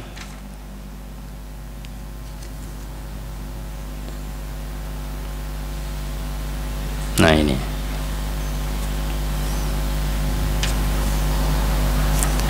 ketika orang itu memiliki kebaikan dan dia dikenal orang baik, orang memiliki kebaikan dikenal orang memiliki kebaikan. Jadi tidak mengatakan baik pada dirinya sendiri saja. Saya ini orang baik, ya. Orang lain gimana memandang dia? Ya, kalau orang lain memandang dia baik, berarti dia tidak butuh mengaku-ngaku orang baik. Karena kalau orang mengaku-ngaku, itu pasti biasanya dia tidak seperti itu, namanya mengaku-ngaku. Tapi kalau ada legalisasi dari orang lain, dia tidak ngomong, itulah yang sesungguhnya. Itulah yang sesungguhnya. Maka ketika seseorang itu memiliki sifat yang baik dan memang dikenal orang yang baik, suatu saat dia memiliki aib, maka ini harus ditutup aibnya. Harus ditutup aibnya. Maka dikatakan oleh beliau, ya, yang maksud dengan as-sitr, yaitu menutup aurat, menutup aib, ini itu ikhfaul aib, yaitu menyembunyikan aib. Walakin as-sitru la yakunu mahmudan illa idza kana fi maslahah. Saya mengatakan bahwasanya akan tetapi menutup aib ini tidaklah terpuji kecuali kalau ada maslahatnya. Jadi harus dilihat maslahatnya. Walam yatadamman mafsadah, dan tidak mengandung mafsadah, tidak mengandung bahaya. Contohnya famasalan al-mujrim, contohnya orang yang berdosa, orang yang suka berbuat dosa. Idza ajrama, kalau dia berbuat dosa, ini berarti kelompok yang kedua. Tadi yang pertama orang yang baik dan memang dikenal orang baik. Yang kedua orang yang buruk dan dikenal orang yang buruk, orang yang berbuat dosa. Maka beliau katakan, kalau orang yang kedua orang yang buruk ini, idza ajrama, ketika dia berbuat dosa, la nastur alaih, maka kita tidak menutupi aibnya. Karena dia sudah biasa berbuat dosa, maka kita tidak boleh menutupinya. Idza kana ma'rufan bisyarr wal fasad, kalau dia dikenal dengan memang kebiasaannya berbuat buruk, berbuat kerusakan. Walakin, akan tetapi, ar-rajul, kalau ada seseorang alladzi yakunu mustaqiman fi dhahiri, kalau orang itu dia kondisinya istiqomah lahirnya, kita tidak tahu batinnya. Secara lahir dia orang yang mustaqim, istiqomah. Summa fa'ala ma la yahillu, kemudian dia melakukan sesuatu yang tidak halal, sesuatu yang enggak baik, fahuna qad yakunu sitru matluban, maka disinilah kadang-kadang dibutuhkan untuk menutupi aibnya, dituntut menutupi aibnya. Wasitru yanduru fi ila maslahah, dan menutupi ini dilihat dari maslahatnya juga. Fal insanul ma'ruf bisyarr wal fasad, kalau orang memang dikenal dengan buruk dan juga suka membuat kerusakan, la yambagi sitrahu, ndak layak untuk ditutupi. Wal insanul mustaqim fi dhahiri, adapun orang yang dia itu istiqomah dalam lahirnya, walakin jara minhu ma jara hada, tapi dia melakukan ini dan itu berupa kesalahan atau dosa, waladhi yusannu sitru, yaitu dia disunahkan untuk ditutupi. Maka kesimpulannya adalah wa azani wa azakullah. Yang pertama, kalau ada orang dia itu baik dan dikenal memang dengan orang yang baik, suatu saat ketika berbuat buruk, maka hendaklah ditutup. Kita mendengar ada si fulan, oh kok si fulan katanya dia itu suka ke masjid, katanya dia itu orang alim, katanya dia itu suka ngaji, kok melakukan ini ya? Ya, kita harus tabayun dulu, benar apa enggak. Kalau memang ternyata benar, maka kita katakan kepada orang yang mengatakan kita, ya sudah, terima kasih informasinya, selesai sampai di situ, jangan diteruskan kepada yang lain. Kalau kita bisa menasihati yang menyampaikan info kepada kita, ya itu memang semua orang itu pasti ada kesalahan kurang, sudah, jangan disebarkan kepada yang lainnya. Ya, karena itu ya ikhwah, disinilah pentingnya kita itu untuk menempatkan. Kalau ada orang berbuat salah, ini tadi yang pertama, kalau dia secara umum dia itu orang baik, maka hendaklah ditutupi aibnya ketika dia berbuat kesalahan. Ayo ikhwah azani wasakullah.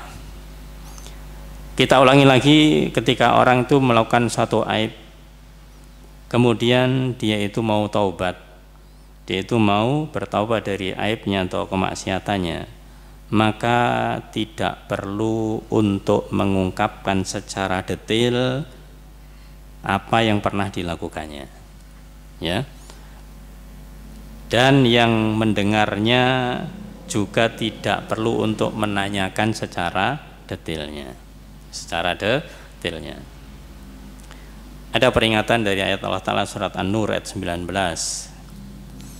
Di sana Allah berfirman, innal ladzina yuhibbuna an tasyi'al fahishatu fil ladzina amanu lahum adzabun alim fid dunya wal akhirah.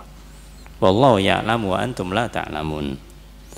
Yang artinya sesungguhnya orang-orang yang ingin agar perbuatan keji itu tersiar di kalangan orang beriman. Jadi yang menyebarkan aib. Ya, kalau ada orang menginginkan ada yang beriman ini aibnya terbongkar. Lahum adzabun alim, maka bagi mereka adab yang pedih. Fid dunya wal akhirah, di dunia dan di akhirat. Artinya orang dia itu suka ngumbar aibnya orang lain, hukuman di dunianya apa? Dia sendiri nanti aibnya yang terumbar. Ya. Ini orang itu sukanya apa bahasa kita? Itu mencacat, ya. Orang gini, orang gitu, orang itu semuanya dicacat. Orang itu enggak benar gini-gini, dia suka mencacat. Maka dia akan dikenal oleh orang-orang lain bahwasanya dia suka mencacat orang.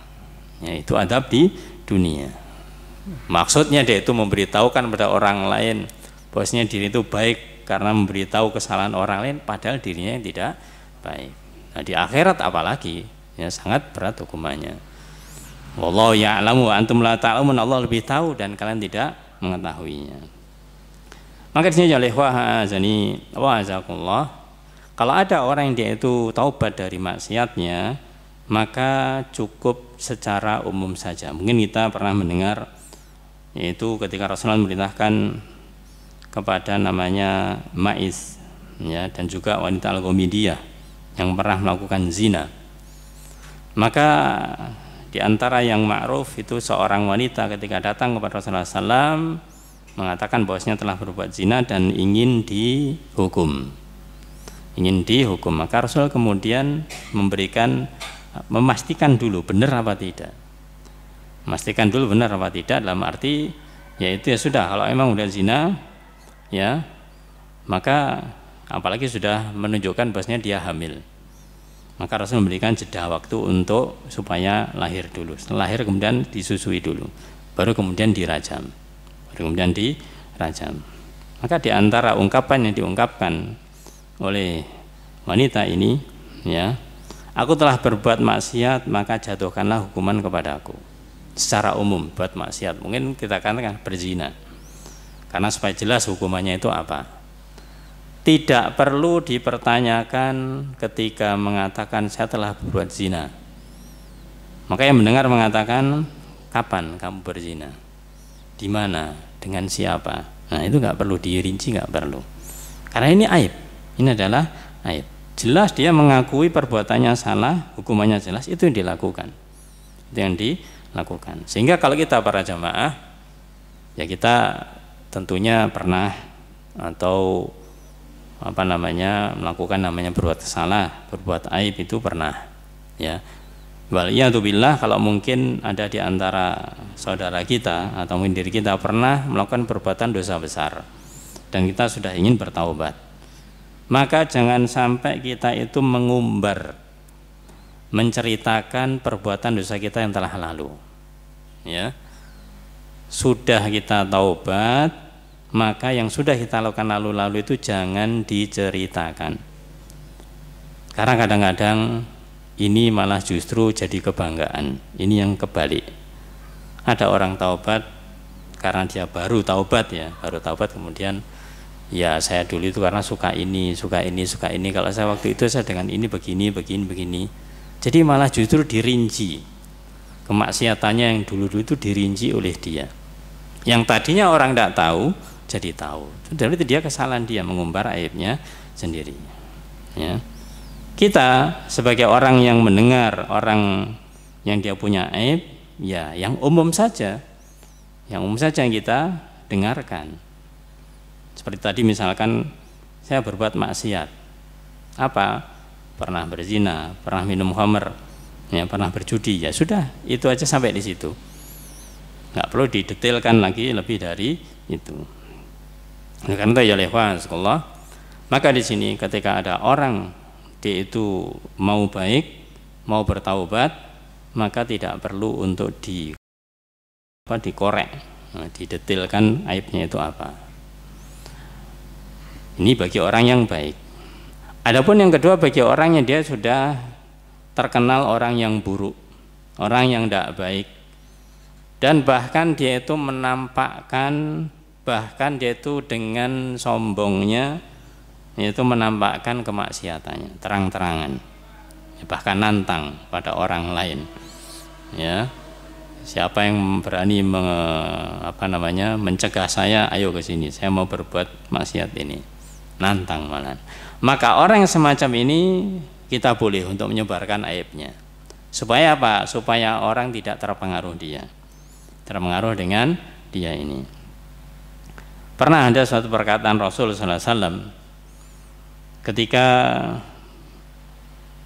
beliau mengatakan di dalam hadis yang sahih dari Bukhari dan Muslim dari Abu Hurairah radhiyallahu an, beliau mengatakan, "Waqdu ya Unais, wahai Unais, waqdu ya Unais ilam ra'ati hada, wahai Unais pergilah ke rumah yaitu istrinya fulan ini, ya, fa'in i'tarafat farjumha, jika yang mengaku berzina maka rajamlah." Jadi artinya Rasul mengatakan di sini ada informasi bahwasanya seorang ini berzina, maka diklarifikasi dulu, benar enggak? Kalau emang benar maka dirajam.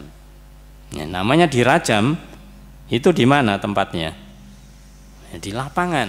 Ya, berarti orang-orang akan tahu ketika dia dirajam, dilempari batu sampai mati itu, orang tahu dia pernah melakukan perbuatan zina itu. Ya, maka ini adalah hudud, ini adalah hukuman. Kalau hukuman tetap ditegakkan, ya, tapi masalah detail aibnya itu yang tidak dirinci. Ini harus dibedakan di sini. Ya, orang kan biasanya tadi kepo, aduh lah ini orang berzina sama siapa ya, di mana ya, dan lain-lainnya. Nah itu tidak perlu. Tapi kalau masalah hukuman tetap ditegakkan. Ayo lehwah azani wa azakallah. Sehingga di sini ada catatan bahwasanya menutupi aib seorang muslim yang dia itu berbuat kesalahan tidak berarti kemudian dia dibiarkan salah. Jadi ketika kita menutupi aib orang lain bukan artinya kita membiarkannya, tapi kita harus mengingkarinya, kalau kita memang mengetahuinya, dan kita wajib mengingkari perbuatan yang salah itu.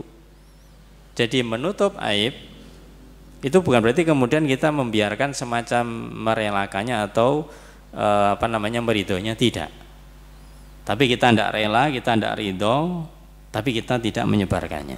Ya, tidak menyebarkannya. Misalkan ada informasi orang itu katanya orang yang baik, ya tadi kok kemarin ada informasi dia itu melakukan perbuatan maksiat ini, ya, maka kita katakan seperti tadi, ya jangan disebarkan, ya. Memang perbuatan yang tidak baik yang harus ditinggalkan. Kita mengingkarinya tapi tidak membuka aibnya kepada orang lain. Nah, jadi ini yang dimaksud dengan menutup aib, itu bukan berarti kemudian kita membiarkan kesalahannya, tidak. Justru kalau kita menutup aibnya, kemudian kita datang kepadanya dan kemudian kita sampaikan nasihat dan yang lainnya, itu yang diharapkan supaya dia tidak mengulangi kesalahan aibnya tersebut. Ada perkataan dari Imam Malik rahimahullah ta'ala, dia mengatakan, orang yang tidak dikenal menyakiti manusia namun melakukan kesalahan, jadi pada asalnya dia tidak dikenal menyakiti manusia, orangnya baik berarti, tapi dia suatu saat melakukan kesalahan, maka tidak apa-apa ia dibela, boleh dia itu dibela selagi informasinya belum terdengar oleh penguasa. Kalau sudah sampai penguasa nanti dihukum, kan begitu, ya. Maka kalau memang ada yang demikian dibela, ya, Di antara pembelaannya adalah ditutup aibnya itu.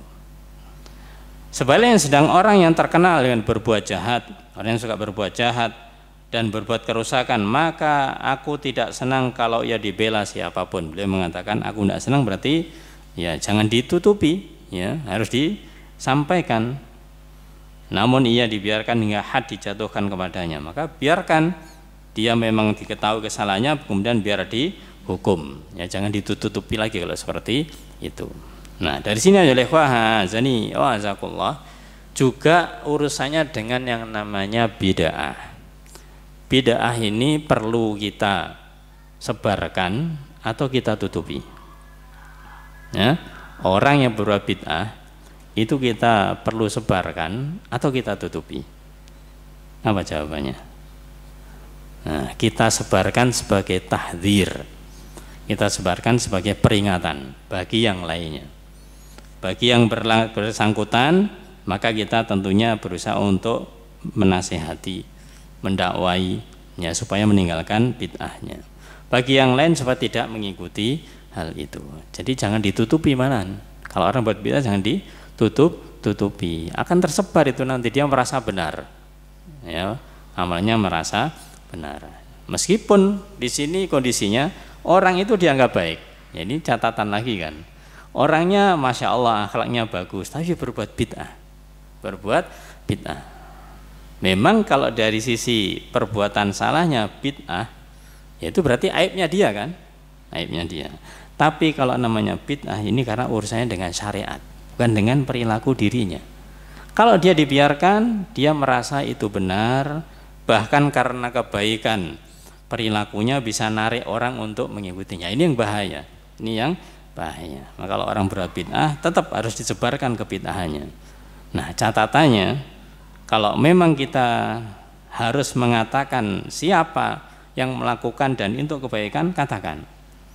Tapi kalau misalkan kita tidak mengatakan dan itu lebih baik, memang tidak dikatakan siapa orangnya, tapi amalannya disebutkan.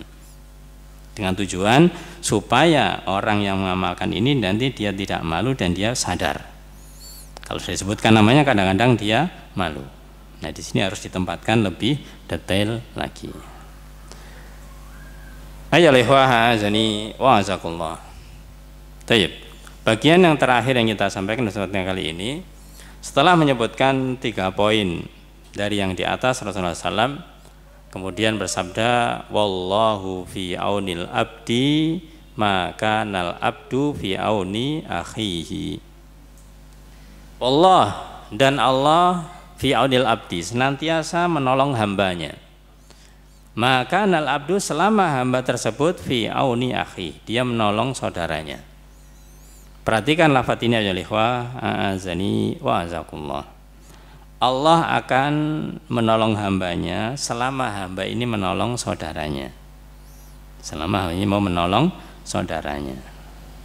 Jadi di sini bagaimanakah hubungannya antara kita itu menginginkan ridho dari Allah, ya, kemudian bagaimanakah kita itu juga bisa membantu orang lain, membantu orang lain. Maka di dalam hadis yang dari Ibnu Umar lafadznya berbeda, man kana fi hajati akhi kana Allahu fi hajati. Barang siapa yang menolong kebutuhan saudaranya, maka Allah senantiasa menolong kebutuhannya.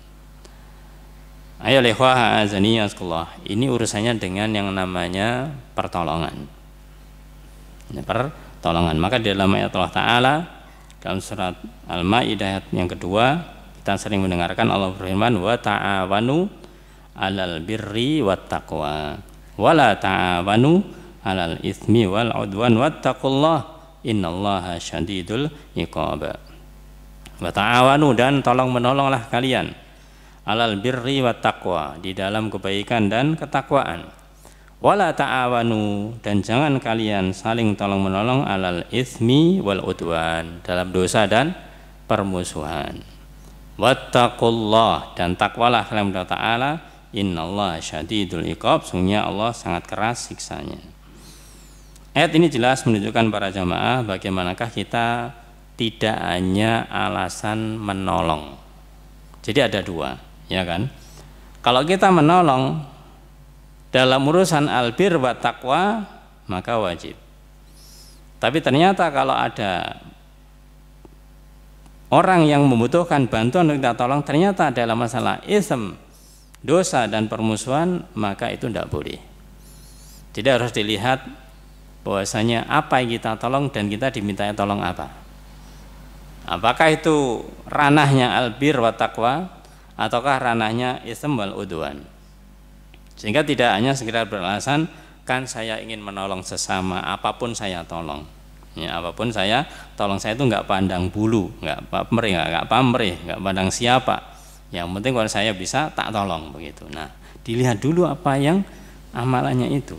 Maka di sini jelas dalam ayat dikatakan bahwasanya kita disuruh pertama untuk tolong menolong.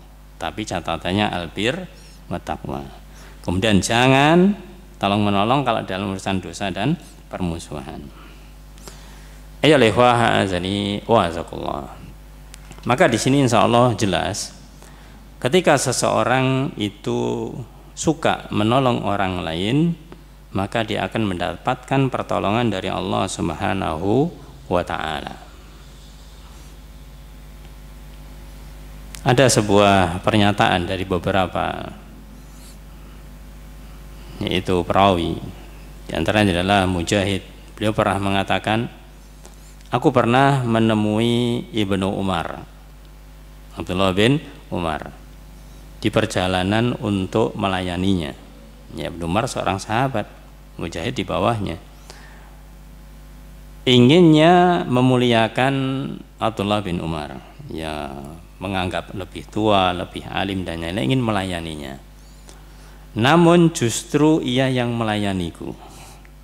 Inginnya beliau ingin melayaninya, malah justru dilayani. Nah, kita mungkin pernah melihat para jamaah ketika kita misalkan bersama dengan orang yang alim, ya, orang yang alim, kita pengennya itu membantu untuk begini begitu. Tapi ternyata tidaklah kita membantu dia, melainkan dia ternyata kita yang dilayani. Kita yang dilayani. Ini adalah kemuliaan, adalah berupa kemuliaan. Dan memang orang yang dia itu mulia demikian. Ya. Kemudian juga dikatakan oleh Anas bin Malik radhiyallahu an, beliau mengatakan kami pernah bersama Rasulullah SAW di perjalanan. Jadi dalam satu perjalanan di antara kami puasa dan ada yang tidak, puasa sunnah, ya, ada yang berpuasa dan ada yang tidak, karena dalam safar, ya itu kan boleh tidak puasa, ya, atau mungkin puasa wajib juga tidak masalah, karena itu ada udzur. Maka kemudian beliau ceritakan di hari yang panas kami berhenti di suatu tempat. Orang yang paling terlindungi dari panas adalah pemilik pakaian, dan ada di antara kami yang berlindung diri dari terik matahari dengan tangannya. Artinya namanya panas, kalau dia pakai baju dan lainnya yang lebih misalkan bisa untuk berteduh, yang enggak ya dengan tangannya saja. Kemudian orang yang berpuasa akhirnya jatuh nggak kuat karena saking panasnya. Sedang orang yang tidak puasa tetap berdiri kuat karena tidak puasa, ya bahasanya haus minum begitu. Ini gambarnya berarti ketika safar ada yang diantara mereka berpuasa, ada yang tidak. Ya, ini bisa jadi malah justru puasa wajib tidak ada masalah, sunnah apalagi. Nah, kemudian ketika orang-orang yang berpuasa itu kemudian tidak kuat karena menahan panas itu, sedang orang yang tidak puasa tetap, maka mereka memasang kemah dan memberi minum kepada onta-onta.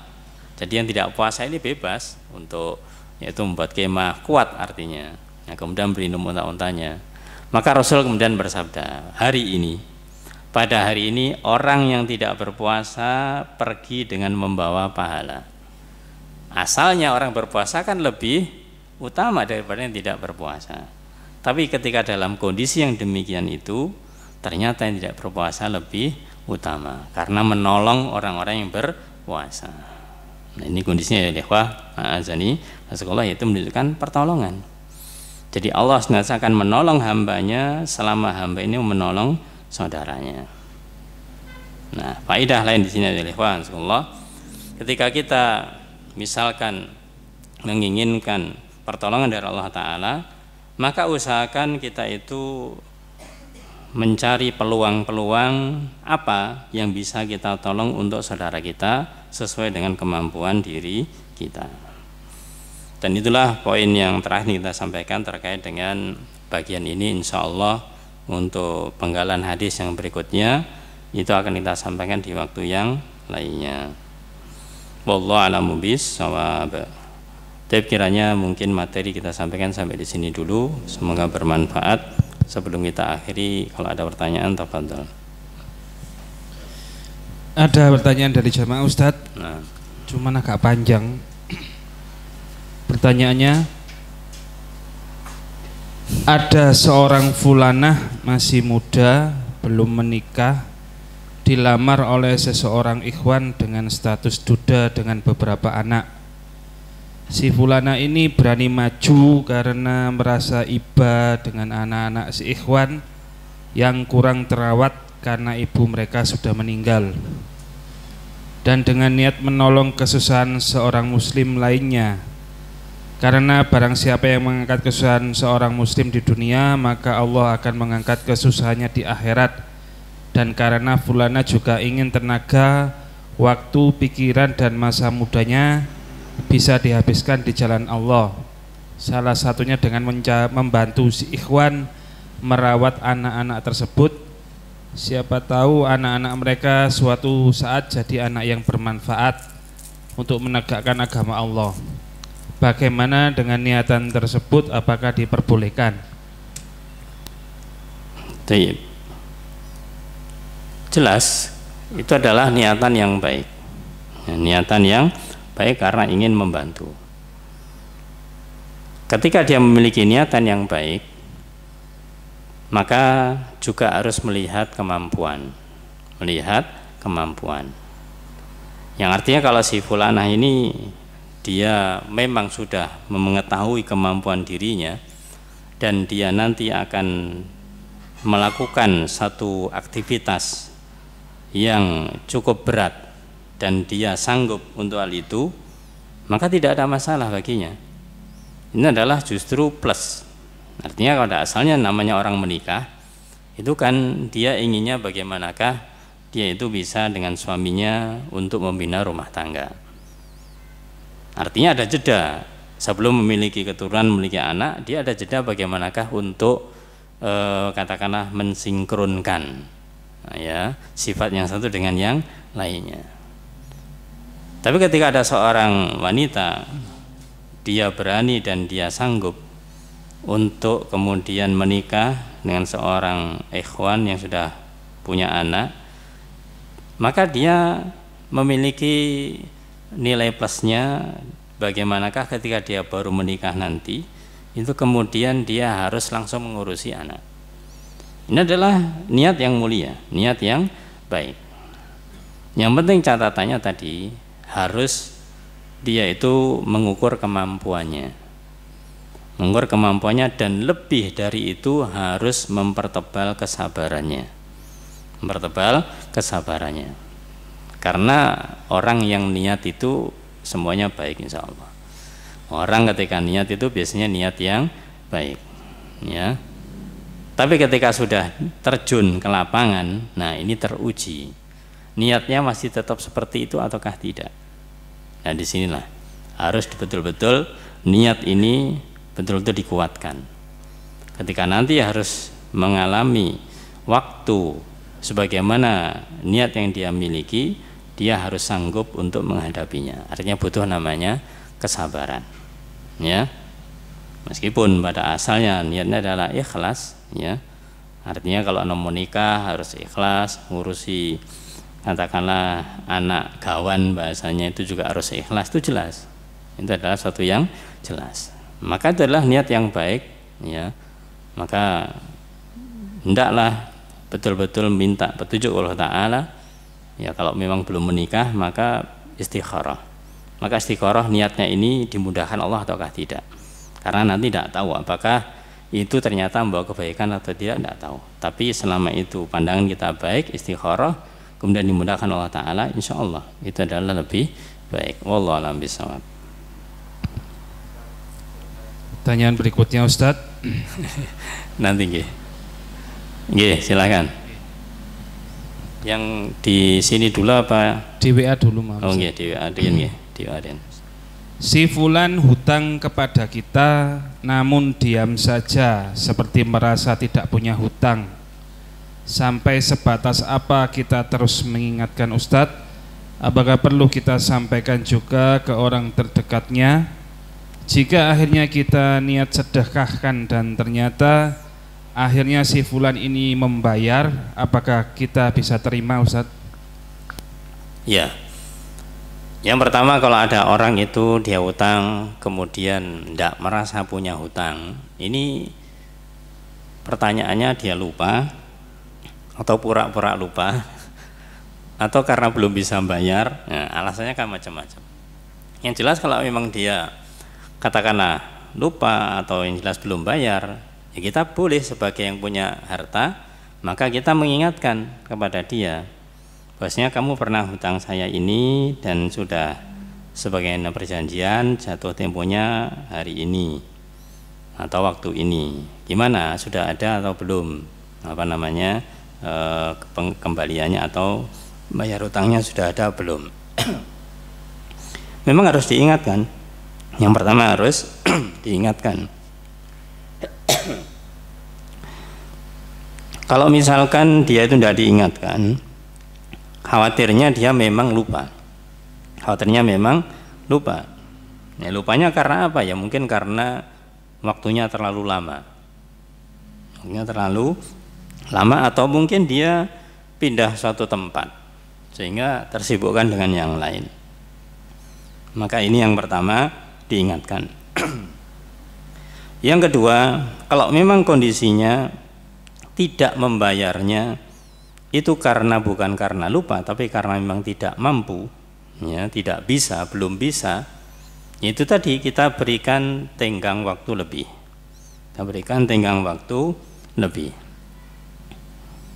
Ya, kita berikan tenggang waktu, misalkan sekali, 2 kali, 3 kali, kok ternyata juga tidak kunjung untuk bayar.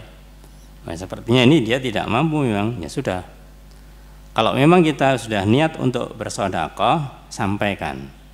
Ya, sampaikan ke dia, ya sudah, kalau kamu tidak mampu tidak apa-apa, tidak usah membayar. Ini sedekah saya kepada kamu. Ya, sampaikan seperti itu, tidak ada masalah. Nah, kalau kita mungkin sulit untuk komunikasi dengan dia, akhirnya kita sampaikan kepada orang lain, entah itu kerabatnya atau dia, dan suatu saat ternyata dia itu kemudian membayar yang tadi kita sudah niat bersedekah, ya, maka kalau memang yang dia bayarkan itu kita terima dan kemudian kita ingin bersedekah, ya sudah, sedekahkan lagi uang yang kita terima itu. Artinya dia lunas, kemudian uang yang kita terima kita sedekahkan karena kita sudah niat bersedekah. Sudah niat bersedekah sejak awal, maka sedekahkan lagi. Kepada siapa? Kepada yang membutuhkan. Kalau dia misalkan bayar terus kita beritahu, enggak apa-apa, sudah saya sedekahkan kepada antum, ya. Enggak, saya mau tetap bayar, sudah terima aja kemudian sedekahkan kepada yang lainnya, ya, supaya tidak ada masalah. Karena kalau kita tidak terima nanti dianggap nyinggung dianggap ngeremehni, kan begitu. Padahal dia tidak membayarnya bisa jadi karena memang waktu itu tidak bisa, terus masih cari-cari, ya, tapi karena malu nggak berani ngomong dan yang lainnya. Ya, hasil itu dilakukan, beri waktu tempo, kemudian membebaskan, kemudian dinaikkan sedekah. Kalau ternyata dikembalikan, tetap kita sedekahkan kepada yang lainnya. Wallahu a'lam bishawab. Kalau niatnya tadi itu, Ustaz, kalau nyaur ya diterima, kalau enggak ya disedekahkan, Ustaz. Artinya yang punya uang ini ya. Nggih, yang punya uangnya berniatnya seperti itu, Ustaz. Kalau utang ini nanti hanya bisa tersaur, ya saya terima gitu. Kalau misalkan enggak, ya sudah anggap sedekah gitu. Nah, itu tentukan waktunya. Ya, tentukan waktunya. Nanti nyaur itu kapan, kan nggak jelas waktunya. Ya, yang punya uang ini yang menentukan waktunya. Kalau sampai bulan ini, kalau sampai waktu ini dia tidak nyaur, sudah saya sedekahkan. Sudah selesai. Kalau ternyata nanti dia bayar, ya kita kembalikan ke dia. Kalau memang dia mau, artinya ini kita sudah sedekahkan. Kalau dia merasa tidak masih bisa membayar dan mau menerima, sudah kita ambil, kita sedekahkan kepada yang lain. Jadi waktunya itu ditentukan kapan. Kalau digantung, kalau dia membayar ya tak terima, kalau tidak sampai kapan itu enggak jelas. Itu tidak jelas. Maka lebih baik yang punya harta ini menentukan waktunya biar tidak kepikiran, ya. Karena itu masih rancu. Nanti niat sedekah ternyata masih berharap dikembalikan. Jadi gak ikhlas akhirnya gitu loh. Sudah tentukan waktunya, kok ternyata nggak bayar, sudah berarti kita ikhlaskan untuk disedekahkan. Wallahu a'lam bishawab. Masih ada 2 pertanyaan Ustadz dari WA. Ustadz mau tanya bagaimana hukumnya memakai BPJS dalam kondisi terhimpit karena tidak berharap bantuan dari orang lain. Wallahu a'lam. Untuk masalah BPJS ini secara hukum memang masih ada perselisihan. Tapi catatan yang pernah kita dengarkan dari Ustadz Erwandi itu kalau memang kondisi seseorang, kasus seseorang ini memang kondisinya dia itu terjepit, dalam arti bahwasanya dia tidak ada kemungkinan untuk bisa dapat bantuan dari yang lain, akhirnya memanfaatkan hal itu, maka itu dibolehkan. Kalau ini jelas ada perselisihan pendapat antara iya dan tidak, tapi dilihat kasusnya itu bagaimana. Untuk hal ini terus terang anak belum bisa memerinci secara detail begitu. Ya mungkin nanti lebih bisa ditanyakan kepada yang lebih tahu, insyaallah. Wallahu a'lam bishawab. Pertanyaan berikutnya Ustaz, memberi kebaikan apakah juga sebuah hutang buat yang diberi kebaikan? Memberi kebaikan apakah juga sebuah hutang buat yang diberi kebaikan? Mungkin apakah harus balas budi gitu Ustaz? Ini bahasanya hutang budi. Ya, hutang budi bahasanya. Kalau misalkan ada seseorang itu suka berbuat kepada kita, seakan kita punya hutang budi kan begitu, ya. Apakah hutang budi itu ada atau tidak? Pada asalnya tidak ada. Ya, pada asalnya adalah tidak ada. Tinggal bagaimanakah kita menerima hal tersebut. Misalkan ada satu orang suka berarti kepada kita, ya kita tentunya merasa wah ini orang baik, saya ingin nanti bisa membalas kebaikan juga. Tapi itu tidak wajib. Itu adalah tidak wajib. Tapi keinginan yang baik adalah keinginan yang baik. Karena bisa jadi orang yang dia itu berbuat baik pada orang lain, dia tidak berharap untuk dikembalikan atau untuk dibalas. Jadi ini bagi yang memberi kebaikan urusannya sudah selesai. Jadi dia berbuat pada orang lain, sudah selesai. Yang diinginkan adalah yaitu pahala dari Allah Ta'ala, selesai. Dia tidak ingin balasan. Adapun yang diberi, maka tentunya dia kalau dia merasa terbantu mesti punya keinginan untuk bisa membalas. Itu adalah haknya dia. Haknya dia. Kalau memang dia mampu ya silahkan, kalau enggak ya tidak harus untuk membalas, Jadi istilahnya memang hutang budi, ya bukan hutang yang lain, tapi hutang budi.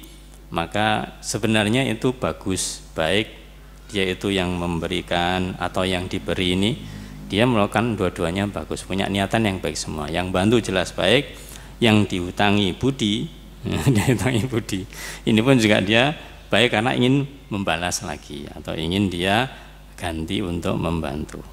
Ya, jadi tidak ada bahasanya itu termasuk hutang secara syariat harus ditanyai kapan kamu membalas yang pernah saya beri, ya itu enggak.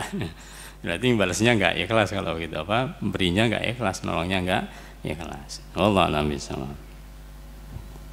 Ada yang mau bertanya? Nggih, monggo. Barakallah Ustaz. Barakallah. Menyambung pertanyaan membahas utang itu Ustaz. Adakah contoh atau tuntunan kita untuk membantu orang yang suka berhutang tadi, atau mungkin dikatakan apakah sifat orang yang berhutang, karakternya berhutang ini bisa kita rubah gitu dengan perbuatan kita bisa merubah si yang suka berhutang tadi itu, yang karakternya seperti itu. Kemudian lebih afdal yang mana ini Ustaz? Misalnya ada seseorang yang datang ke kita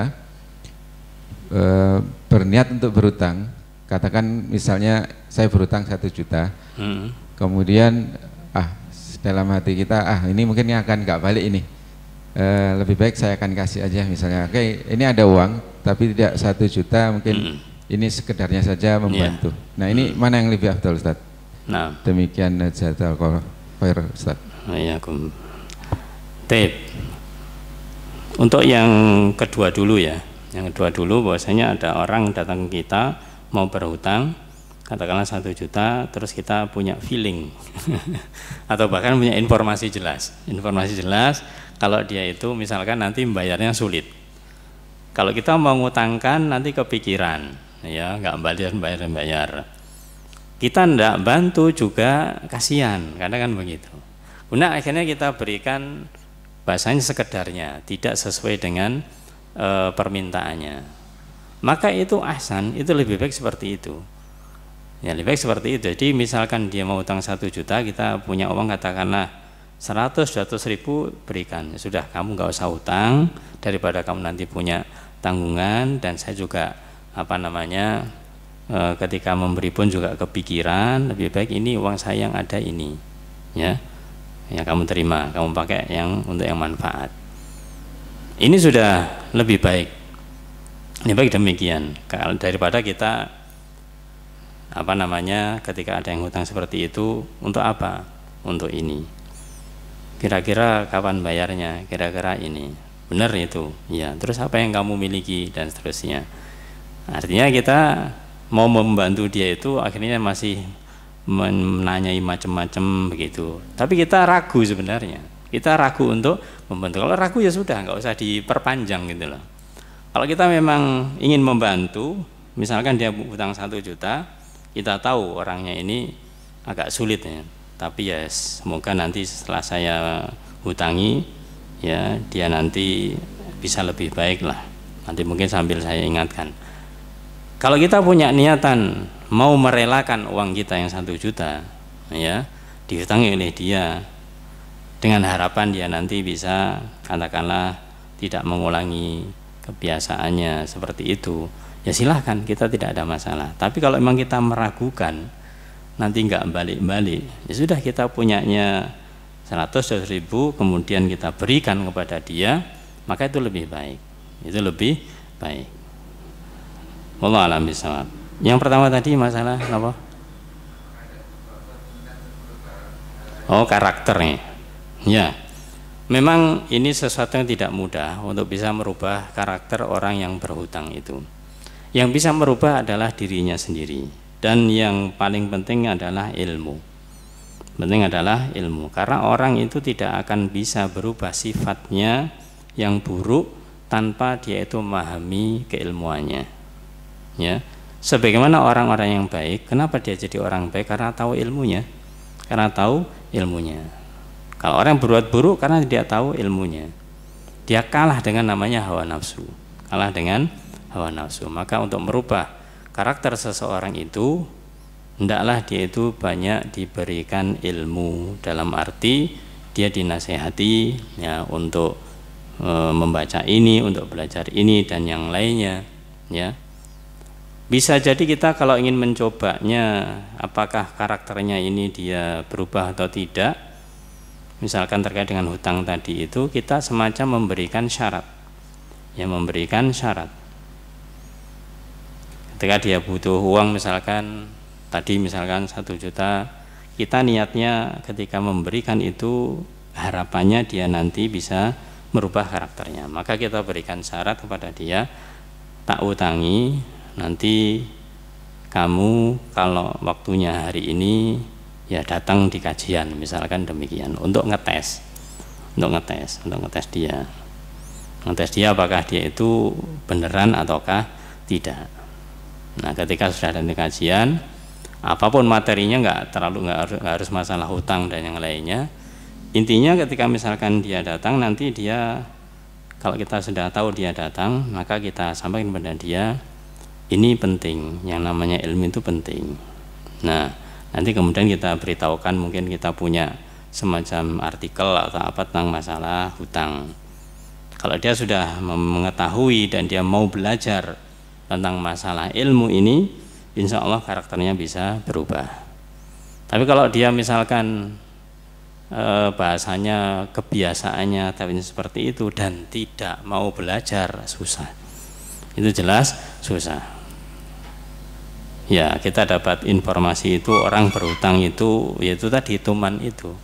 Jadi bisa jadi tidak hanya sekali dua kali, bahkan berkali-kali. Ini selesai ganti ini, selesai ganti ini, selesai ganti ini. Itu memang karakternya seperti itu. Karena apa? Karena dia kalah dengan hawa nafsunya. Ya, pada asalnya seseorang ini kan punya potensi baik, maka untuk menggali kebaikannya itu yang bisa merubahnya adalah ilmu. Nah, yang jadi masalah adalah bagaimana supaya dia itu mau belajar. Nah, ini yang harus kita cari, metode apa untuk mendekati dia agar dia itu mau belajar. Kalau dia sudah mau belajar, insya Allah nanti akan terbuka jalan. Maka ini pembahasan yang berikutnya nanti tentang masalah menuntut ilmu. Wallahu a'lam bishawab. Ada lagi? Monggo. Cukup. Oke, monggo.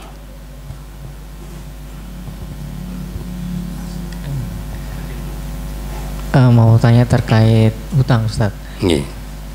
Ada seseorang yang datang berhutang sama kita gitu, terus dilihat orangnya kayak nggak mungkin bisa mengembalikan. Bis kita belikan gitu, terus ternyata berapa tahun mengembalikan. Nah, itu apakah kita harus mensedekahkan uang yang tadi dihutang tadi atau enggak gitu kan?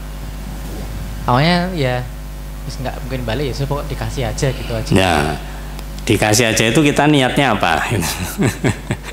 Dikasih aja niatnya apa? Kalau niatnya tadi pertanyaan sebelumnya, kalau dikembalikan alhamdulillah, kalau enggak apa-apa. Ya berarti kita istilahnya bisa diterima karena memang tidak ada niatan untuk sedekah sejak awal. Ya, sejak awal kita tidak niatan untuk sedekah, tapi mungkin kita masih menunggu waktu lah. Ya, kita mungkin masih kayaknya sulit untuk bayar misalkan demikian. Tapi tetap kita hendaklah memberikan tenggang waktu ya. Ketika kapan kira-kira bisa bayar? Waduh, saya nggak bisa memastikan. Ya sudahlah, kira-kira paling akhir kapan? Kita tanya semacam itu. Ya, itu nanti yang jadi tolok ukurnya di situ. Akan di situ. Nah, kita nanti ketika tidak yakin dia bisa mengembalikan, kita niat apa? Kita niatnya itu apa? Wah, ini paling-paling nggak bisa mengembalikannya, sudahlah. Nah, sudahlah ini kita mau niat menyedekahkan, ya, atau masih niat, ya kalau kembali alhamdulillah. Kalau kita punya niatan nanti bisa mungkin kembali alhamdulillah, berarti ya kita terima. Kalau sudah kita niatkan sedekah, ya sedekah pada dia, ya sudah, nanti kalau kita terima kita sedekahkan lagi supaya sedekah kita tetap ternilai, ya, tetap ternilai. Jadi kembali ke diri kita. Sejak awal itu niat kita apa? Ya sudahlah, itu apa?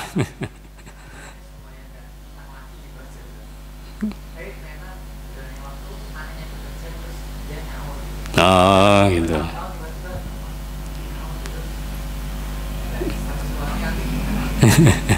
Ya, jadi memang ada niat orang itu ketika yang sering ngutang itu supaya tidak ngutang lagi, ya dia dipenuhi tapi dijanjikan kadang itu sudah, ini yang terakhir satu saya nggak bisa memberikan lagi. Nah itu mungkin kalau dikatakan demikian bisa jadi mungkin dia memang tidak hutang lagi. Maka kembali yang tadi itu, lebih baik kalau memang kita sudah menyangka dia tidak bisa mengembalikan atau lama mengembalikannya, lebih baik kita relakan, kita sedekah, kita anggap sedekah. Kalau ternyata dia nanti kembali, maka kita katakan kepada dia, ini sebenarnya sudah saya sodakohkan, ya saya sudah hendak lagi, gimana, mau antum terima kembali atau tetap antum kembalikan?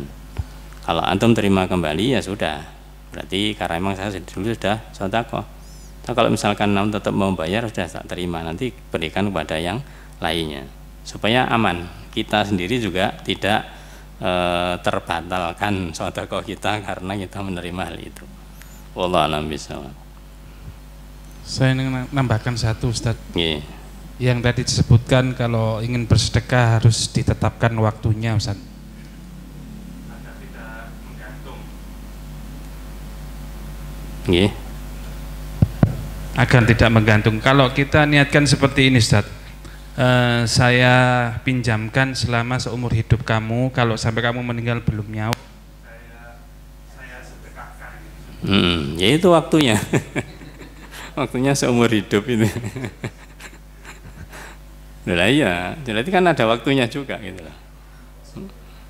Ya waktunya memang seumur hidup itu. Jadi seumur hidup itu waktu bukan? Ya waktu juga gitu loh. Artinya kan tidak utang terwariskan, jadi gitu. Kalau tidak ada waktu kan nanti bisa jadi terwariskan. Namanya utang kan tetap terus gitu. Kalau orang tua punya utang nggak bisa bayar, kan ahli warisnya yang harus bayar. Nah kalau tadi akadnya sudah sampai kamu katakanlah seumur hidupmu, ya sudah, berarti nanti waktunya sampai di situ. Ya. Setelah itu berarti tidak ada hutang waris bagi dia, tidak ada hutang waris karena sudah direlakan. Wallahu a'lam bishawab. Nah, jazakallahu khair atas waktunya dan atensinya semuanya. Semoga bermanfaat dan semoga kita dimudahkan Allah Ta'ala untuk senantiasa bisa membantu kesulitan orang lain, dan khususnya bab terkait dengan hutang.